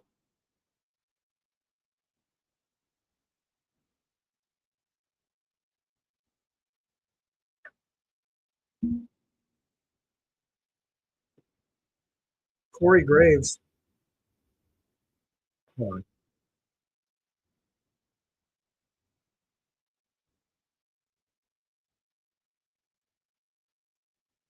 Dossie, this feels a little metal for Phoenix. I don't know. I don't know enough about Phoenix to know that it really hits for him. I think Penta's music hits hard enough for him, but I don't feel like Phoenix's presentation gels well with this music. I like the music and I like Phoenix, but the way Phoenix kind of carries himself to the ring doesn't feel like this the kind of music. That is what it is.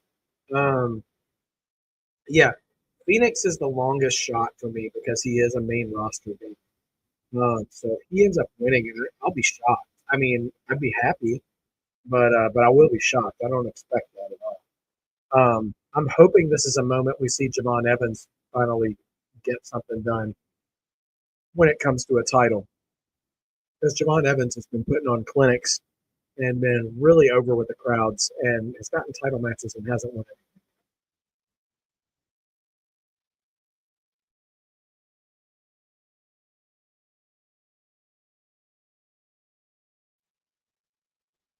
All right, here comes the champion, Ethan Page. Honestly, Ethan Page really good heel, and I feel like he fits this match better than Ricky Saints would have. So I'm kind of glad they made the switch. Yeah, Sophie. Well, I imagine they probably wanted to cap how many performers were going to be wrestling on both shows, and since they've already got two, well, three now with I imagine they didn't want to stretch out their roster too thin for doing that. But I'm sure Penta is going to show out in that ladder match. I am scared for whoever, and I think it might be El Grande, takes a Mexican destroyer on a ladder. I think we're going to see that spot tonight, and I am just gritting my teeth until that happens. Okay, Lillian coming in the ring for the spotlight announcement.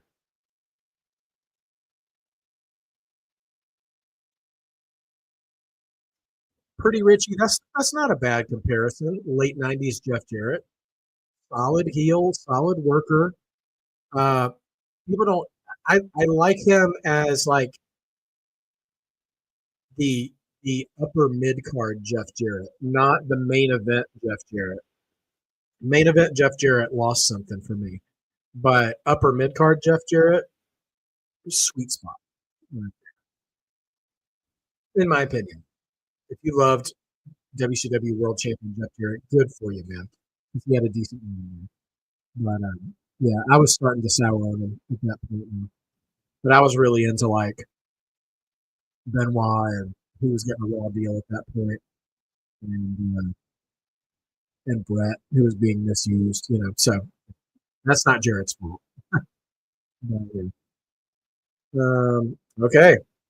Well, I'm very eager to see this match take place. Sophie, I thought Cena was a genius for addressing those truth chants head on. Bakersfield really thought they were going to do something, and I mean, you underestimate the poise of John Cena with a microphone. That man murders people with mics. I mean, and he's quick on his feet.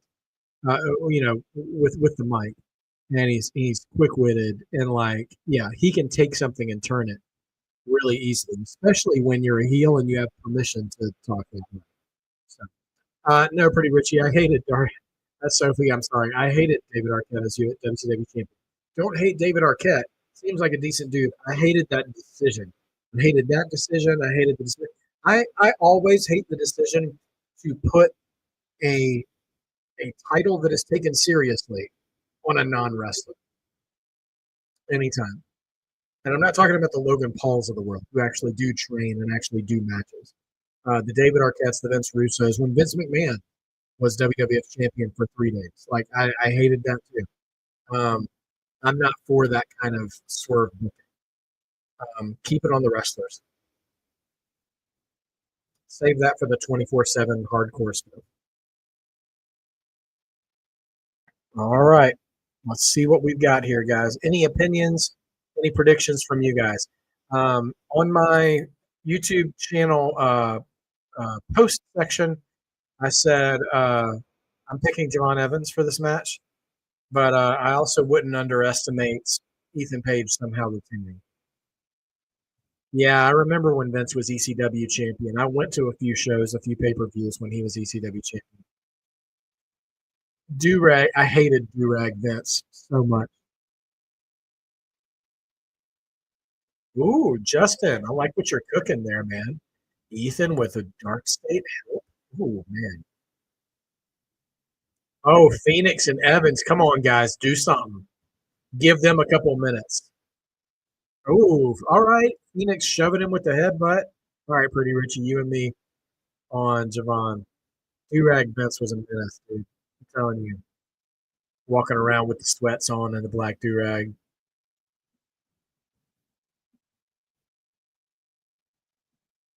Oh, Javon. Trying to be sneaky. Thought they were going to throw bombs and went for the roll up. Wow.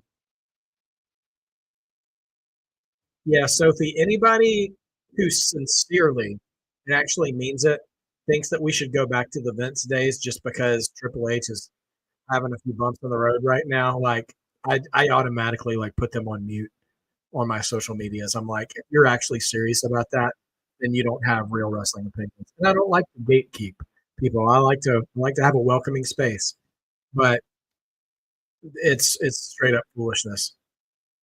George, I want Javon to win too, man, because he's done so much in NXT, and he has not been title rewarded.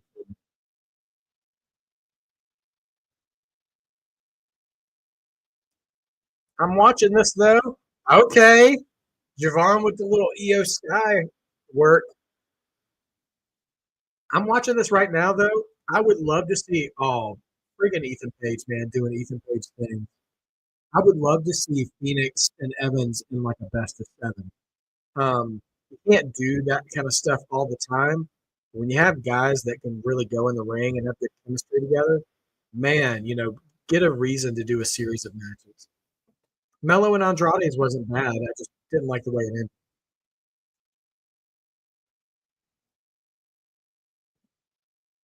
I don't think everybody, is really fully aware of how much and how little control Triple H has of things. Like, it's okay. Some people are annoyed by some of the booking decisions. I get annoyed by the booking decisions, but also some of that is in tension with TKO and The Rock. Like, that happened at WrestleMania was either a reaction to or because of The Rock, either because of the way The Rock wanted something or because he wouldn't go along with the things they wanted to do. So, like, that's not all on Triple H. Um, but there are some things too I still puzzle about that I think are on him. I feel like the SmackDown tag division, even though they have all the talent in the world with those teams, there's for some reason there's not a lot of work getting some of those teams over outside of just their wrestling ability. And I feel like the Motor City Machine Guns and DIY both could use some more character work, even though I like them as wrestling teams. Wow. Great elevation there by Laredo off the top. Moonsault to the outside. Takes out Paige and Javon Evans.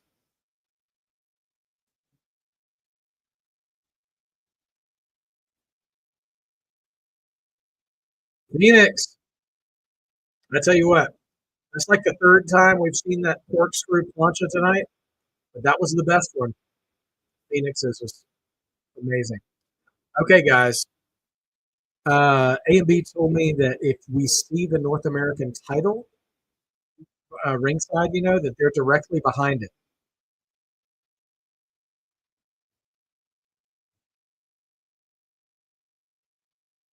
Oh yeah. Well, I think Triple H's era of running things has been more pro worker uh, than in the past. I'm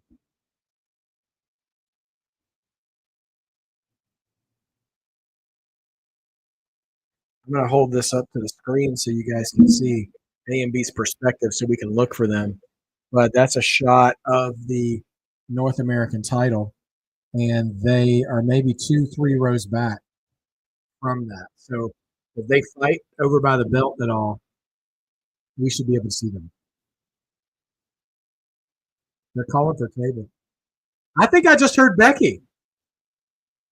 Did y'all hear that?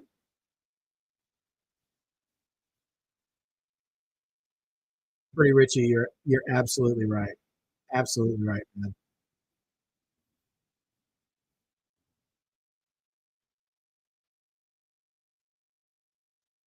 Justin, I don't think so. I think it's going to end up being one-on-one.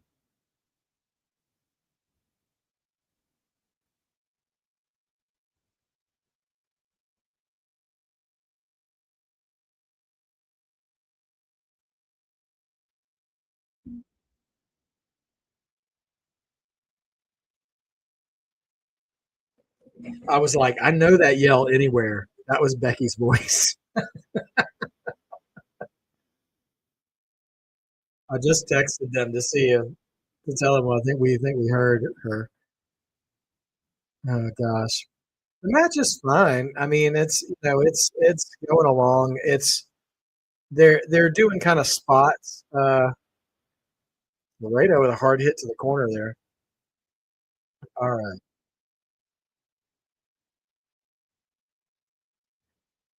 Wow. Okay. And now Ethan back in. All right, taking a swing at Laredo. Laredo slapping him around a little bit. Big forearm.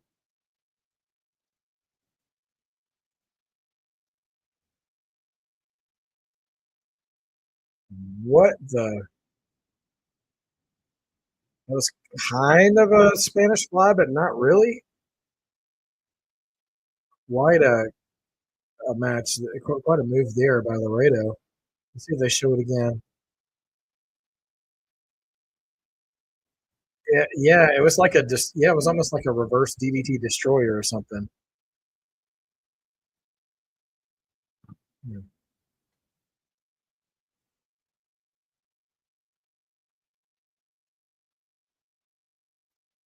Yeah.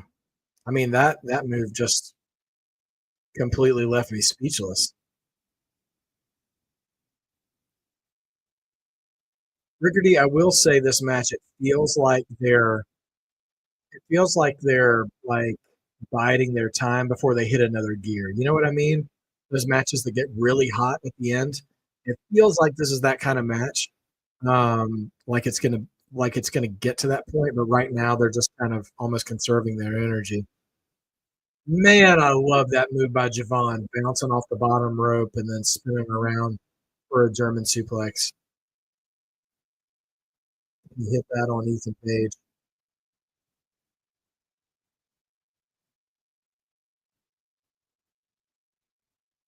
Here we go.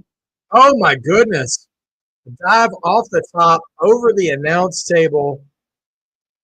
And Javon and Paige are tumbled over. Oh, there's the belt. Can we see them? I think I see the sign. I think I see that. I saw the R-Truth sign. but it's so dark in the building I couldn't see A or B.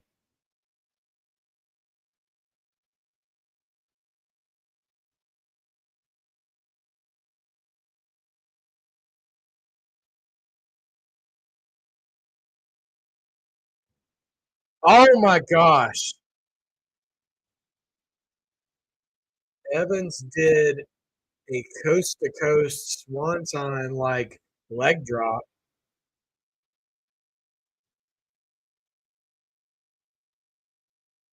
Man, such hang time on that hanging cutter on Phoenix. And there's Ethan Page pulling him out. Dude, Javon's vertical is crazy. His hang time is ridiculous.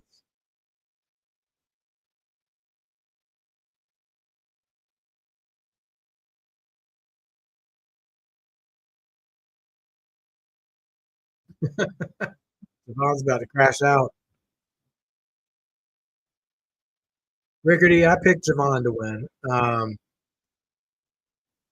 The longer this match goes, the more I feel like Ethan Page is going to luck his way into winning again. But we'll see what happens.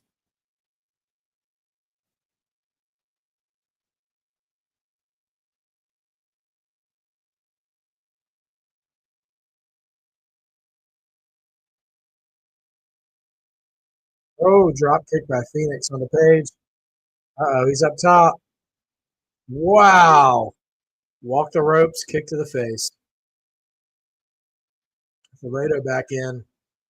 Kick by Phoenix. Phoenix going up top. Arm drag. Stomp.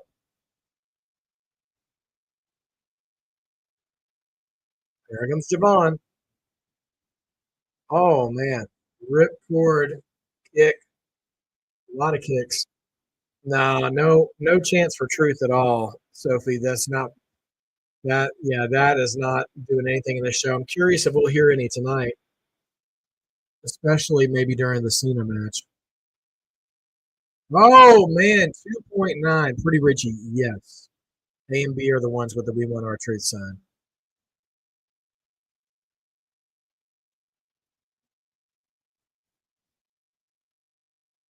We've still got another match too. We've still got that Vikingo match as well.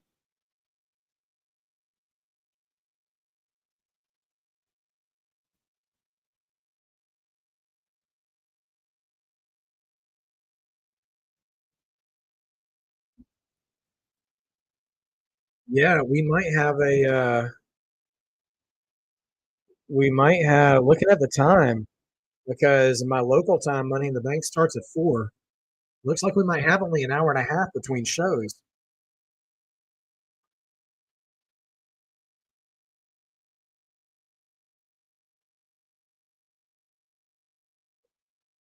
I do see that sign in the back. I think that's hard to tell.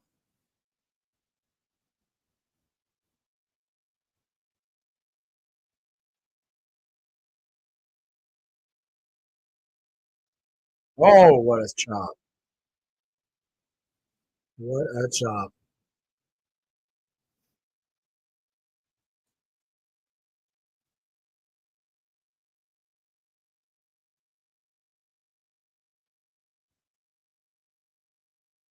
Oh, there are We Want Truth chants. Oh, geez. Javon hit the stairs on the way down. I don't know if he meant to do that. Oh, man. Phoenix gets out of that Razor's Edge on the top. Spanish fly. Man. Page. Now, Razor's Edge.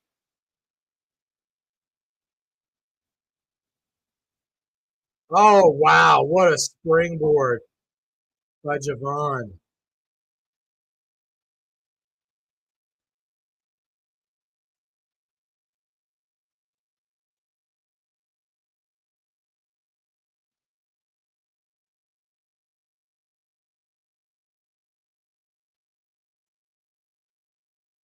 This is awesome, Chance.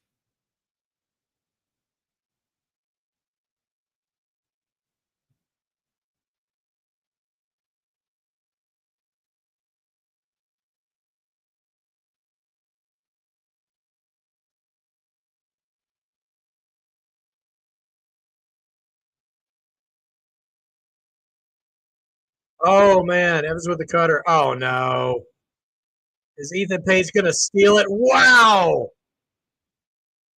Twist of fate on Laredo. That's gonna do it. Ethan Page retains. Man. Oh man. Great finish. Great finish to that match. The way he launched Javon Evans out of the ring and he like crashed right into Phoenix. Uh, you hate to see it, but also pretty impressive. Uh,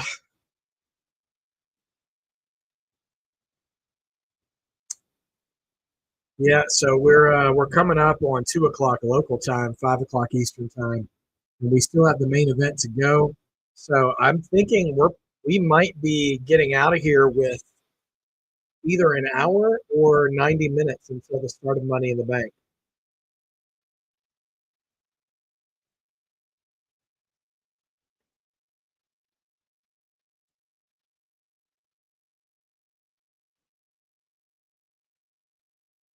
George, Ethan Page defended today against Javon Evans, Laredo Kid from AAA, and Ray Phoenix.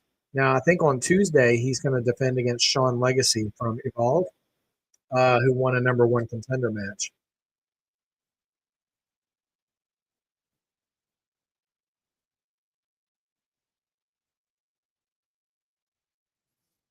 Okay.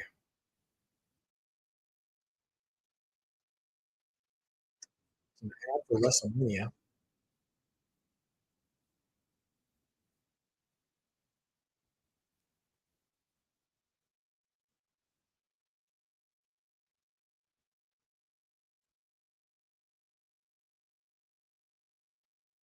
Uh, yeah. Oh, it's an ad for Triple Mania.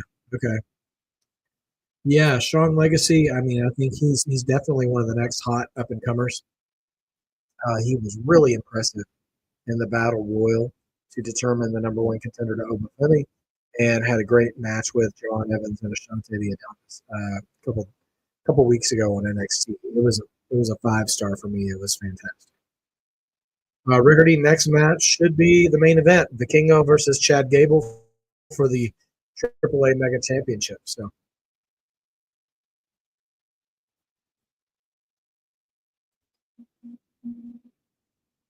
Laparca.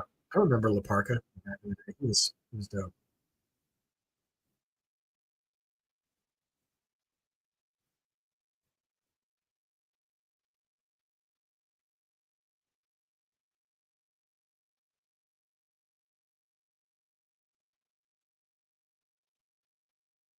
Hmm.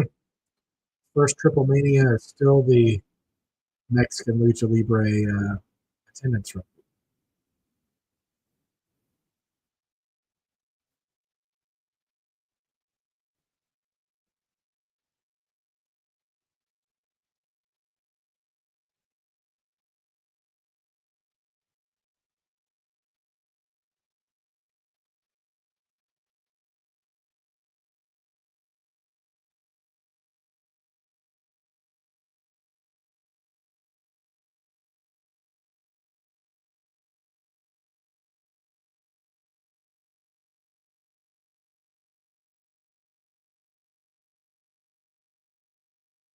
All right, time for the main event, everybody. I'm assuming Vikingo will be retaining the title here, so they don't burn the building down with Chad Gable being the mega champion. We'll see what happens. Are we about to get a okay? Oh, wow! There's some tight editing here to show Vikingo winning the title and showing as little of Del Rio as possible.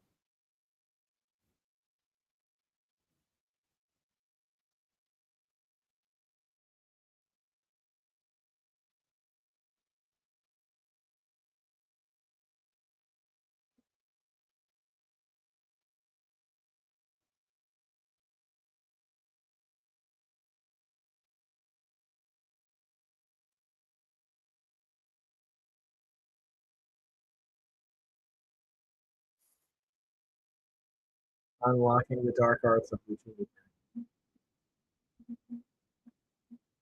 Let me ask the chat: have many of you seen the work of Vikingo before? I've only seen a few viral clips here and there. I've not seen a full match, but the clips I've seen, he's very, very impressive. So putting him in the ring with Gable, I think we're going to have something really special. Probably not unlike Penta's debut on Raw against Gable.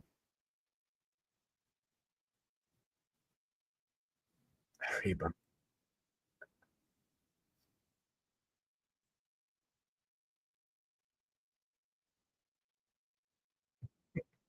Shout out to Tito Santana, man. Arriba. Arriba McIntyre.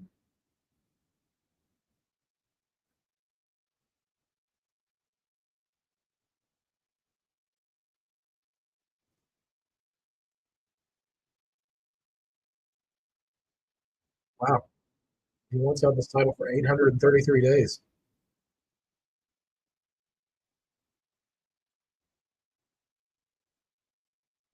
I'm going to tell you, there's going to be meltdowns going around everywhere if Chad Gable has this match. He did a brief stint in AEW. They brought him in to like job to Kenny Omega, I think. Um, yeah, I think he's had a couple of matches there, but he wasn't really super. Yeah, Tito Santana was one of the greats. He was one of the first Intercontinental champions. He was the first man to hold that iteration of the Intercontinental title. He was the one who lost it to the Macho Man Randy Savage. So we always got love for Tito Santana on this channel.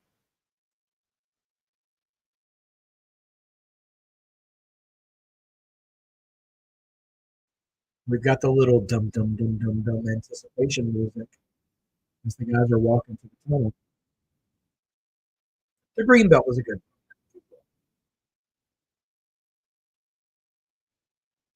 There's Fluffy. Gotta have Fluffy on TV.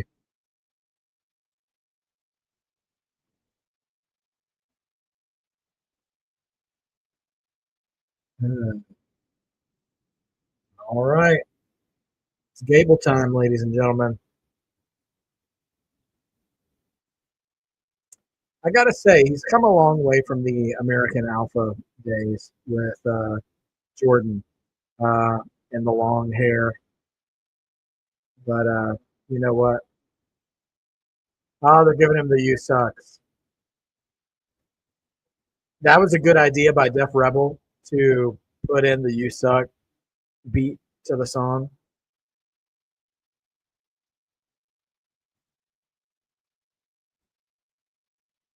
This is bullcrap. Oh man, Chad Gable's the best. Sheesh. I think you. Yeah, Shorty G was dark days for sure. For everybody who thinks we should go back to Vince, just remember Shorty G was a Vince thing.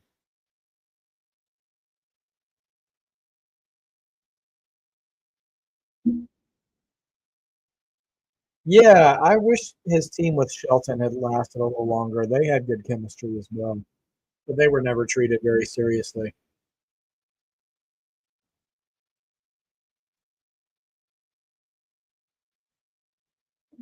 And that, Rickardy, is why Chad Gable is still here.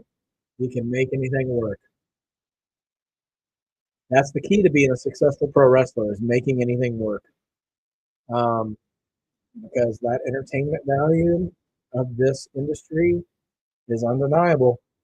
You have to do that part well to last a long time.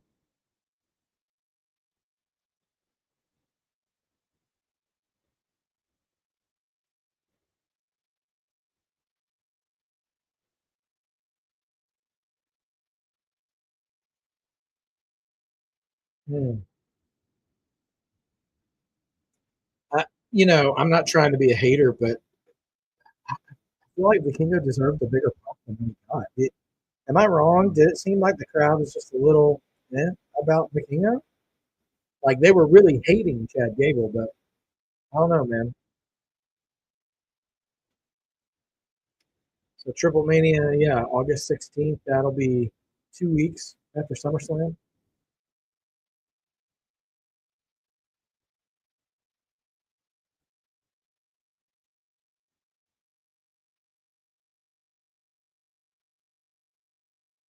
Did I understand Conan correctly that he said Chad Gable's father trained Vikingo?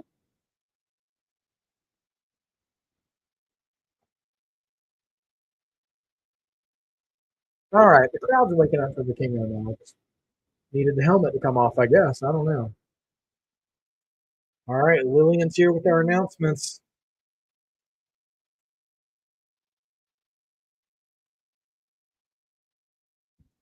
Well, three Diglets, even if Chad Gable doesn't win the Mega Championship, maybe El Diglet Americano might witness a coronation of briefcase movement.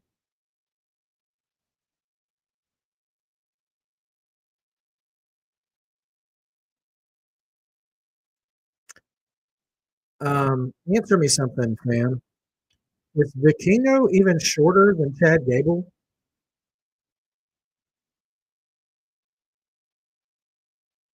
Because, wow. I mean, there's nothing wrong with that, but I'm just a little surprised.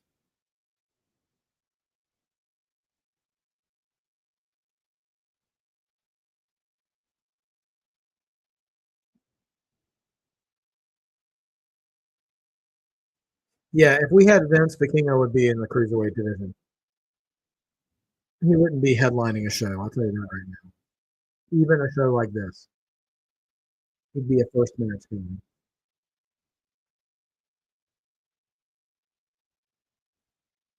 or he'd be riding a lot.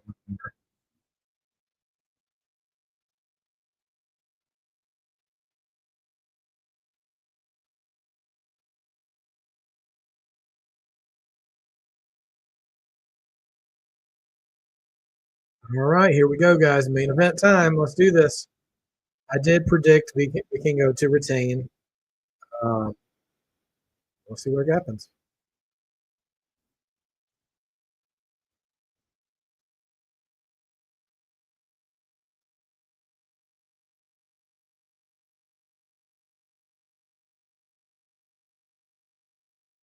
Conan just listed off a bunch of like legit good wrestlers. He's like, when you see them for the first time, you just know they're special. He was like Chad Gable, Vikingo, Rey Mysterio, Shawn Michaels, and then you just hear him go, Triple H. Like you just had to make sure he gave a little run to Triple H. I don't think he believes that though.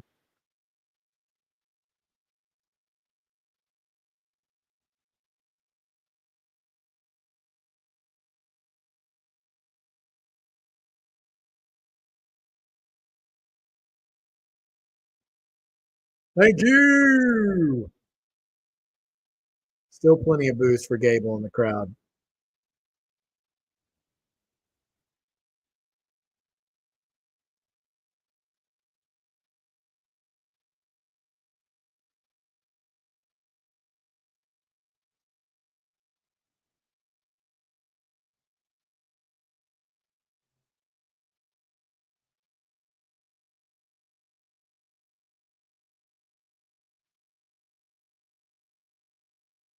Mm,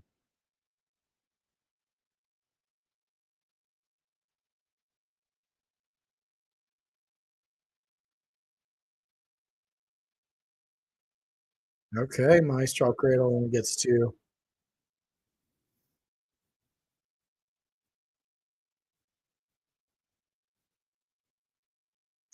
A lot of ground wrestling here.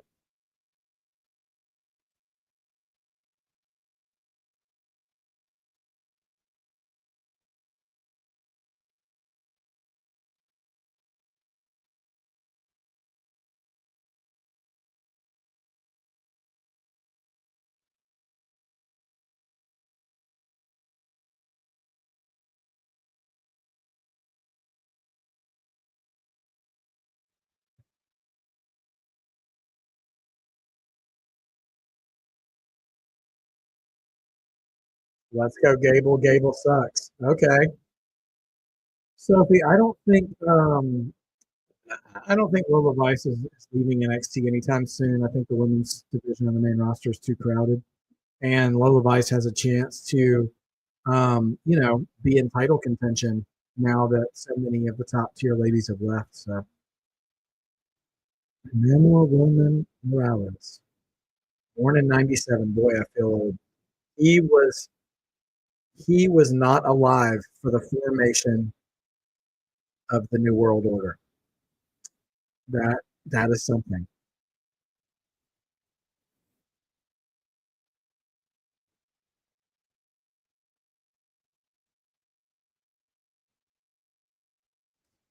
I wouldn't have counted the North American title match as a WWE win, though.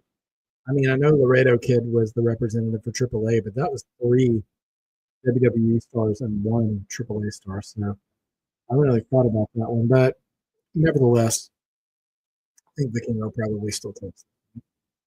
But I'm hoping for them to kick up to the next year.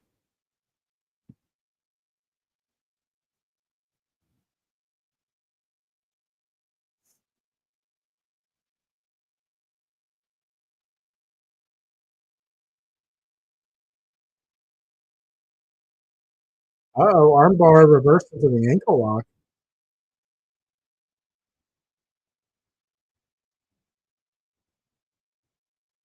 All right, applause by the crowd. Standoff between Gable and Vikingo.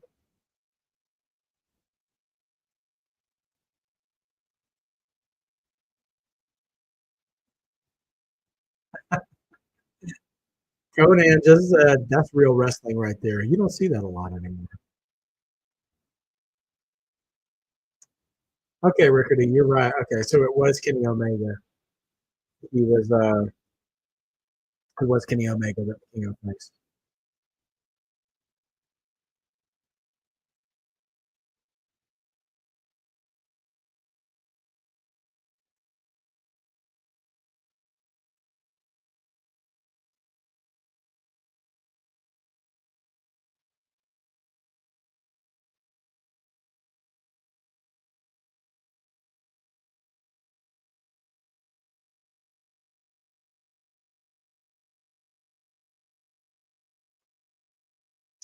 Teflon Don, 100% correct. Let me throw you up on the screen here, brother. Vikingo and Gable have really good chemistry. Chad proves he can work with anyone, and I do 100% believe that. Think about like he was the guy working with the Wyatts. He's the guy working with the Luchadors. I mean, he's the one working, with Penta and all these guys. And yeah, he's drop kick off the top of Vikingo there. Yeah, like Gable is so versatile, so versatile. He's got great charisma, and he can work himself as well, not just make others look good. Yeah, so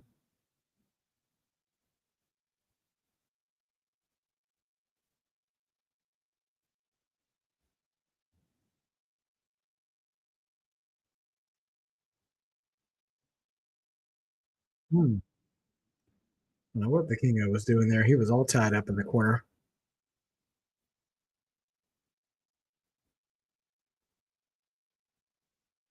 Man, what a reversal by Vikingo. A lot of flipping in the air for that.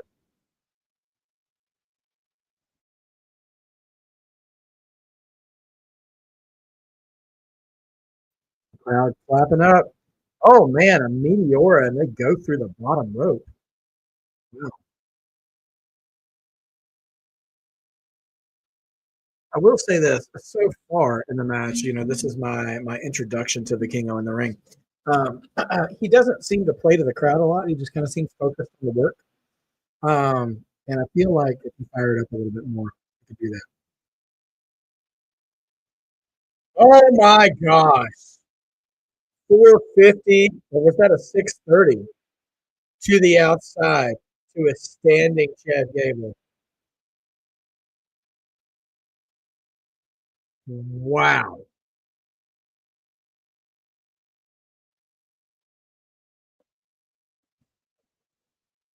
Man, oh man. 630. Thank you. I started losing count that after that many flips. Boom. 630 right to the back of Chad Gable. He's going to be feeling that for the rest of the night. Oh man.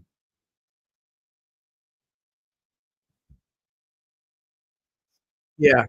When you have guys, uh, oh man, shooting star off the apron, but catches nothing but knees for Vikingo. Diggles, I think you're right. I think there is grace for a wild enough wrestler like Vikingo to have a couple of slip ups. I think about it the same way I thought about Jeff Hardy back in the day. Maybe his presentation looked a little sloppy from time to time, but that was kind of part of the craziness of the risks. So I could see that with Vikingo as well.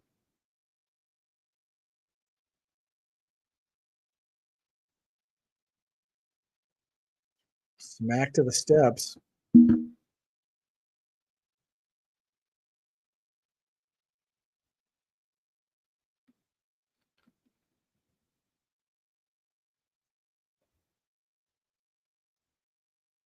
We got a table. Does it have a Slim Jim logo on it? Let's see.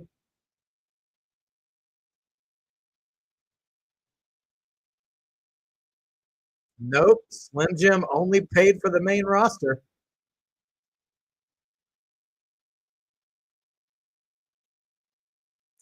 I will say this. I wonder if Gable did take this away. Triple Mania is in August. They could have a rematch.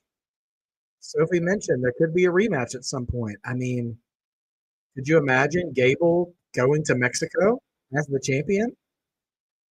Uh-oh. Going for the table. Nope. Oh, super kick by the Kingo. Well, it is Chekhov's table, which means if a table is set up, it must be gone through before the end of the match.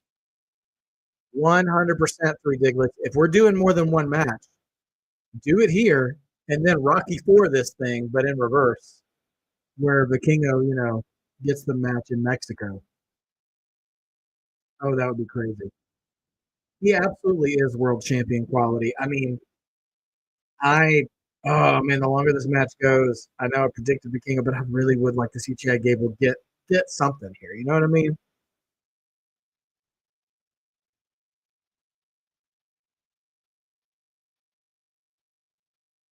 I don't know what they're chanting here.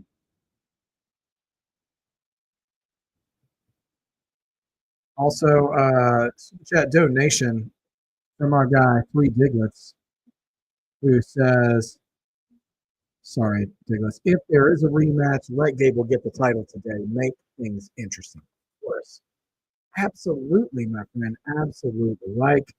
And you know what? I would if you did that, and they go to let's say Triple Mania, which they've been advertising in August, do the rematch at Triple Mania. Have JBL show up at Triple Mania. Would love it. Would love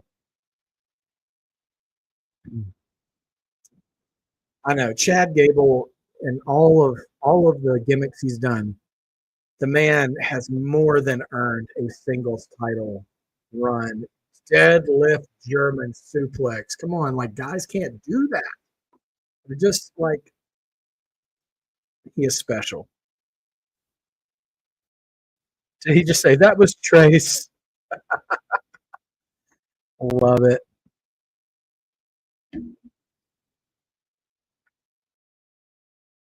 Yeah, a lot. I know a lot of us were rooting for Chad to be the one to dethrone Gunther at WrestleMania. Yes, he did do it on Strowman. I remember that like yesterday. That was some nasty work. Um, it could have been so easy to give Chad Gable the story at WrestleMania to dethrone Gunther. Um, I didn't mind Sammy's story either. I like Sammy as well, but man, Gable would have been that would have been such a great moment.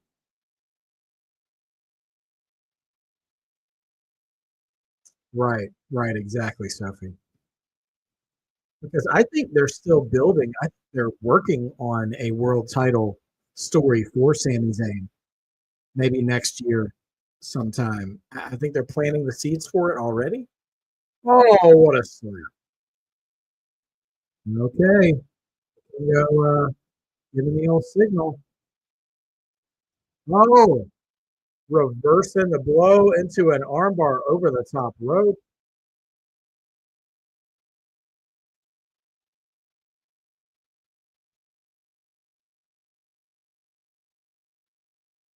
Oh, Looked like he was going for a headbutt, caught in a code breaker. This has been a great match. I don't necessarily have my typical energy like what we do for NXT every week, and so if that's bringing the room down at all, I apologize. But this has been a great show, and I feel bad. It's been hard to see A and B in the crowd because the crowd is not lit. It's dark in the building, but they're sitting behind where the title is being displayed. What a rebound off the rope there. I would like to see multiple matches here. I'd like to see a trilogy, I think.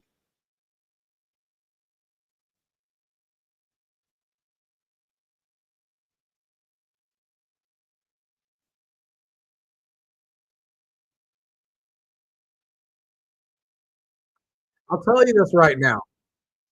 I do believe, uh-oh, Vikingo on the rope. Oh my gosh. There was a stomp. I couldn't tell from the angle if that was a stomp or a missile drop kick. That sounded nasty. Vikingo is a little shaken up as well.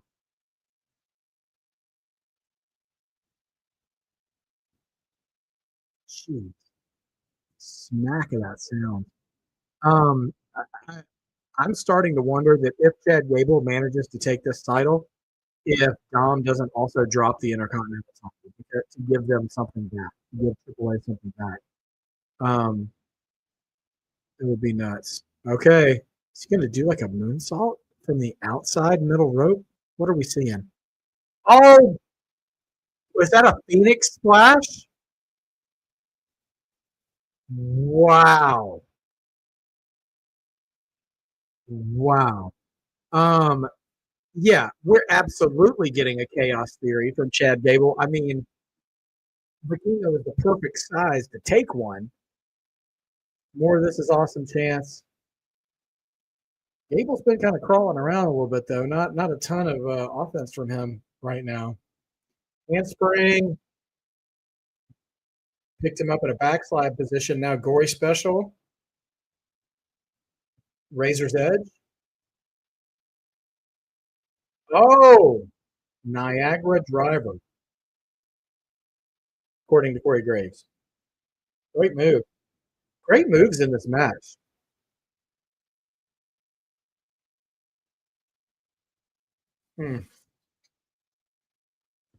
Well, I'll tell you what. I think this show tonight has overperformed. Uh, it's exceeded my expectations. Um, there hasn't been a bad match tonight at all. Moonsault, but Gable lands on his feet in the corner, boots to the face. Vikingo going up to the top.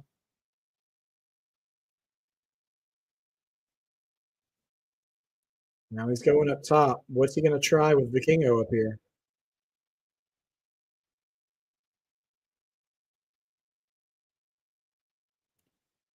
It's a power bomb. Oh my gosh! What?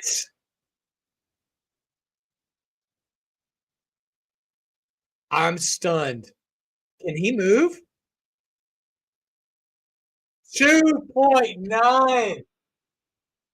Chad Gable did a pile driver off the top. And that was the sickest stud. Holy crap. I honestly, the way he was pulling Vikingo over for the cover, it looked like he had a stinger for a second. Because his left arm wasn't moving. And I'm like, uh-oh, is his shoulder going to be able to beat up? Great sell. And unless that was a legit stinger Vikingo got. That was a fantastic sell. Wow. I'm stunned. Vikingo pushing off Gable in the corner every time. And it's got him. Oh, crotches him on the top rope. I don't think he might have been going. I thought he was going for a power bomb. I mean, he had him set up like he was going for a power bomb, right? But he landed like it was a pile driver. I mean, but it looked like he was landing. Look, oh my gosh. Mexican Destroyer off the top onto the apron. Gable has gone night-night. Wow. They are wrestling Vikingo style. I'll tell you that right now. Yeah. No, I want to clarify. I do not think Gable was attempting a top rope pile driver. I think that's what ended up happening because Vikingo did not seem to land on his back. I mean, from my vantage point. Granted, I'm afraid to rewind it because I'm afraid I'm going to miss something good, but nevertheless. Oh, now they're out by the table again. Oh my gosh. Ew. He's going up to the top again. Gable is on the table. He's facing backwards. Oh, Gable is up, pushes him off the top.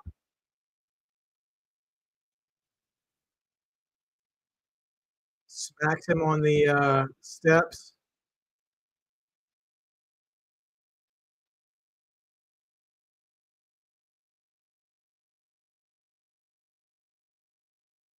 Now Gable's going to go for a moonsault onto the table. He nails it. Moonsault through the table on the outside of the ring. Oh my gosh, we just got a crowd shot of a lady very concerned.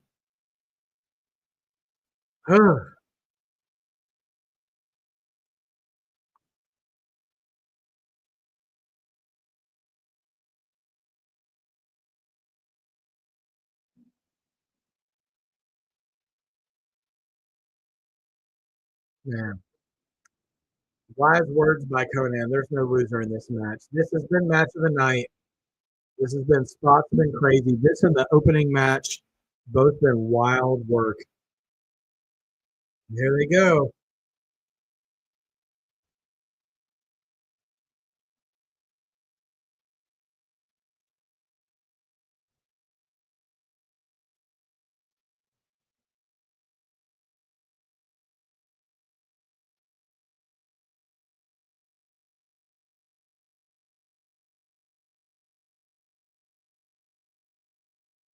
Oh, ankle lock, ankle lock.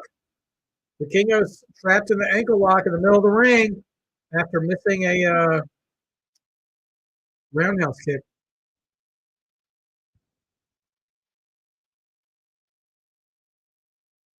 Vikingo reaching for the ropes. Great psychology on commentary.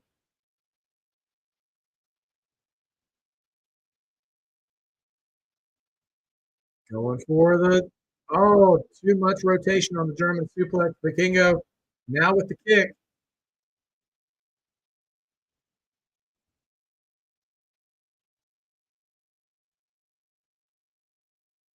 Uh-oh. Vikingo trying to go up to the ropes, but he's selling that leg. Oh my gosh. Spinning poison rana off the top. Wow.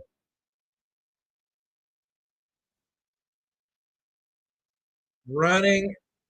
Oh, running knees to the face. Vikingo going up to the top. We have the finish. Could he finish him off? Another 630. That might be it. Vikingo retains. Woo! What a match. What a match. What a show. And we're in with about 90 minutes before Money in the Bank. Goodness gracious alive. Yeah. Well, Vikingo can go, man. He can absolutely go. That was match of the night by far. And man, I hope Chad's okay. I hope he enjoys the rest of his evening.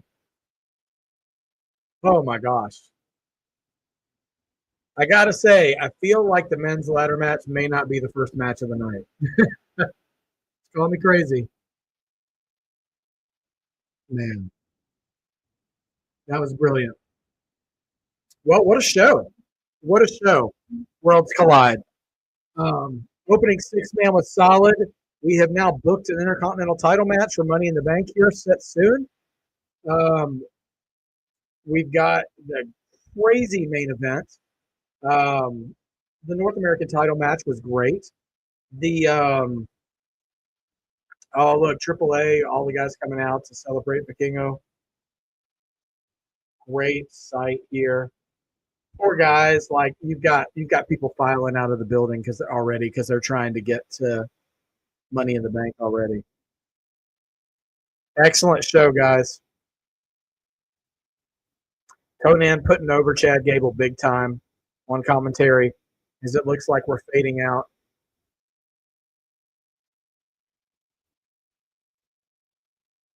Man, great show. Even Javon and a couple of the guys were in the ring too. So mainly the baby faces celebrating Vikingo. So guys, what a show, huh? What a great show. I tell you what. So we've got an hour and a half until Money in the Bank. I'll keep tabs with A and B, as they said they might have left earlier than before the show was over to get home to stream for Money in the Bank. If anything, any obstacles pop up, I'll be glad to start the show with you guys. So just keep your eyes open. Make sure you're subscribed. Make sure you like, and you'll get the notification that we go live for Money in the Bank if necessary. And otherwise, I'll see you guys for A and B when Money in the Bank hits the airwaves. What an amazing night, though. What an amazing show for AAA and for WWE together. I think there's a lot of good potential coming forth from that. We'll get to see Octagon again with Dominic Mysterio. I think that'll be a lot of fun because Dominic's kind of opening up his moveset a little bit too, since WrestleMania. He's been doing some excellent things there. So let me know what you guys think. If you haven't left your opinions already for the night, let's go through a little bit. Our boy George here says 9.5 for Worlds Collide. High ratings for George. Justin Allen Crane says 10 out of 10, and that is just to yeet. And Rickardy, yeah, no Del Rio chance. That's right, man. Great show, says J.R. Dugan. Pretty Richie says 9.5. Thank yous out of 10. And yep, Rickardy. All right. Thumbs up in the bell there. All right. 3 Diglett says a possible 8.5 out of 10. Oh, we said 9 out of 10. Possible 8.5. Yeah, 8.5. All right. B, welcome to the chat. I swear we heard you at one point during the match, during the North American title match. I know that voice anywhere. I heard you holler at Javon or somebody like that.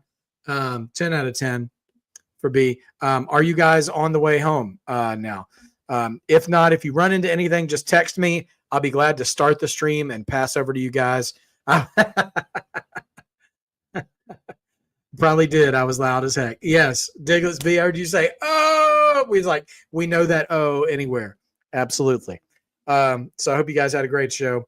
It was a lot of fun to watch and stream. So we had a good time here. Thank you guys so much for joining Marked by Wrestling. All right. You're trying to fight that traffic.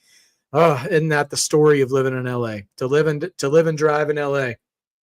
All right. Well, stay in touch with me, A and B. If it looks a little, cagey out there on the streets, let me know, and I will start the show for it and for y'all, and pass over to you guys when you get ready and settled, and we can go from there. All right. Well, I'm gonna pop off here for a few minutes, get some hydration, get some snacks, and start counting down the clock here for Money in the Bank. So this was so much fun, you guys. I will absolutely see you on Tuesday for NXT. I will not see you on Monday. We've got graduation, so I will be listening to the Macho Man's theme all night long as graduates comes heading across the stage, and I will catch you guys on Tuesday. So easy. Oh, Vikingo won the welcome to the chat, by the way. Subscribe, like the video if you haven't before you leave. Yeah, Vikingo defended the title, the mega title, but that was a phenomenal match. He and Gable left it all out there. A lot of crazy spots in that match. Just one table spot, but those guys got nasty on the ring apron, off the top rope. Lots of crazy moves. A top rope power bomb from Chad Gable that looked like it landed like a top rope pile driver. I mean, just sick stuff all around. So Mexican Destroyer off the top on the apron. Crazy spots. And this show is on YouTube, by the way. So I think you guys can probably go back and watch it and anything. Thank you so much, Easy. And we will see you guys at A and B Combos Wrestling Edition later on this evening for Money in the Bank. And if need be, I may give the pre-show of Money in the Bank myself. So just subscribe, hit that bell icon, and that way you'll know if I end up going live. So that way we can all be in one spot together, enjoying what's going to be an absolutely bonkers show tonight with 2 crazy ladder matches. We will have 2 briefcase holders, and we'll see if the crowd is capable of booing John Cena or not. We'll see what happens. All right, guys. Appreciate you so much. See you back in a bit. And until then, don't forget to believe, man, because being a mark just means you believe. So it's okay to be a mark, because believing makes wrestling better. You can't tell me that a little bit of belief didn't absolutely take that last match from here to here. Fantastic stuff. So you guys, I've enjoyed Worlds Collide with you, and I will see you later on. Take care, everybody. Take care of each other, and have a wonderful afternoon. See you.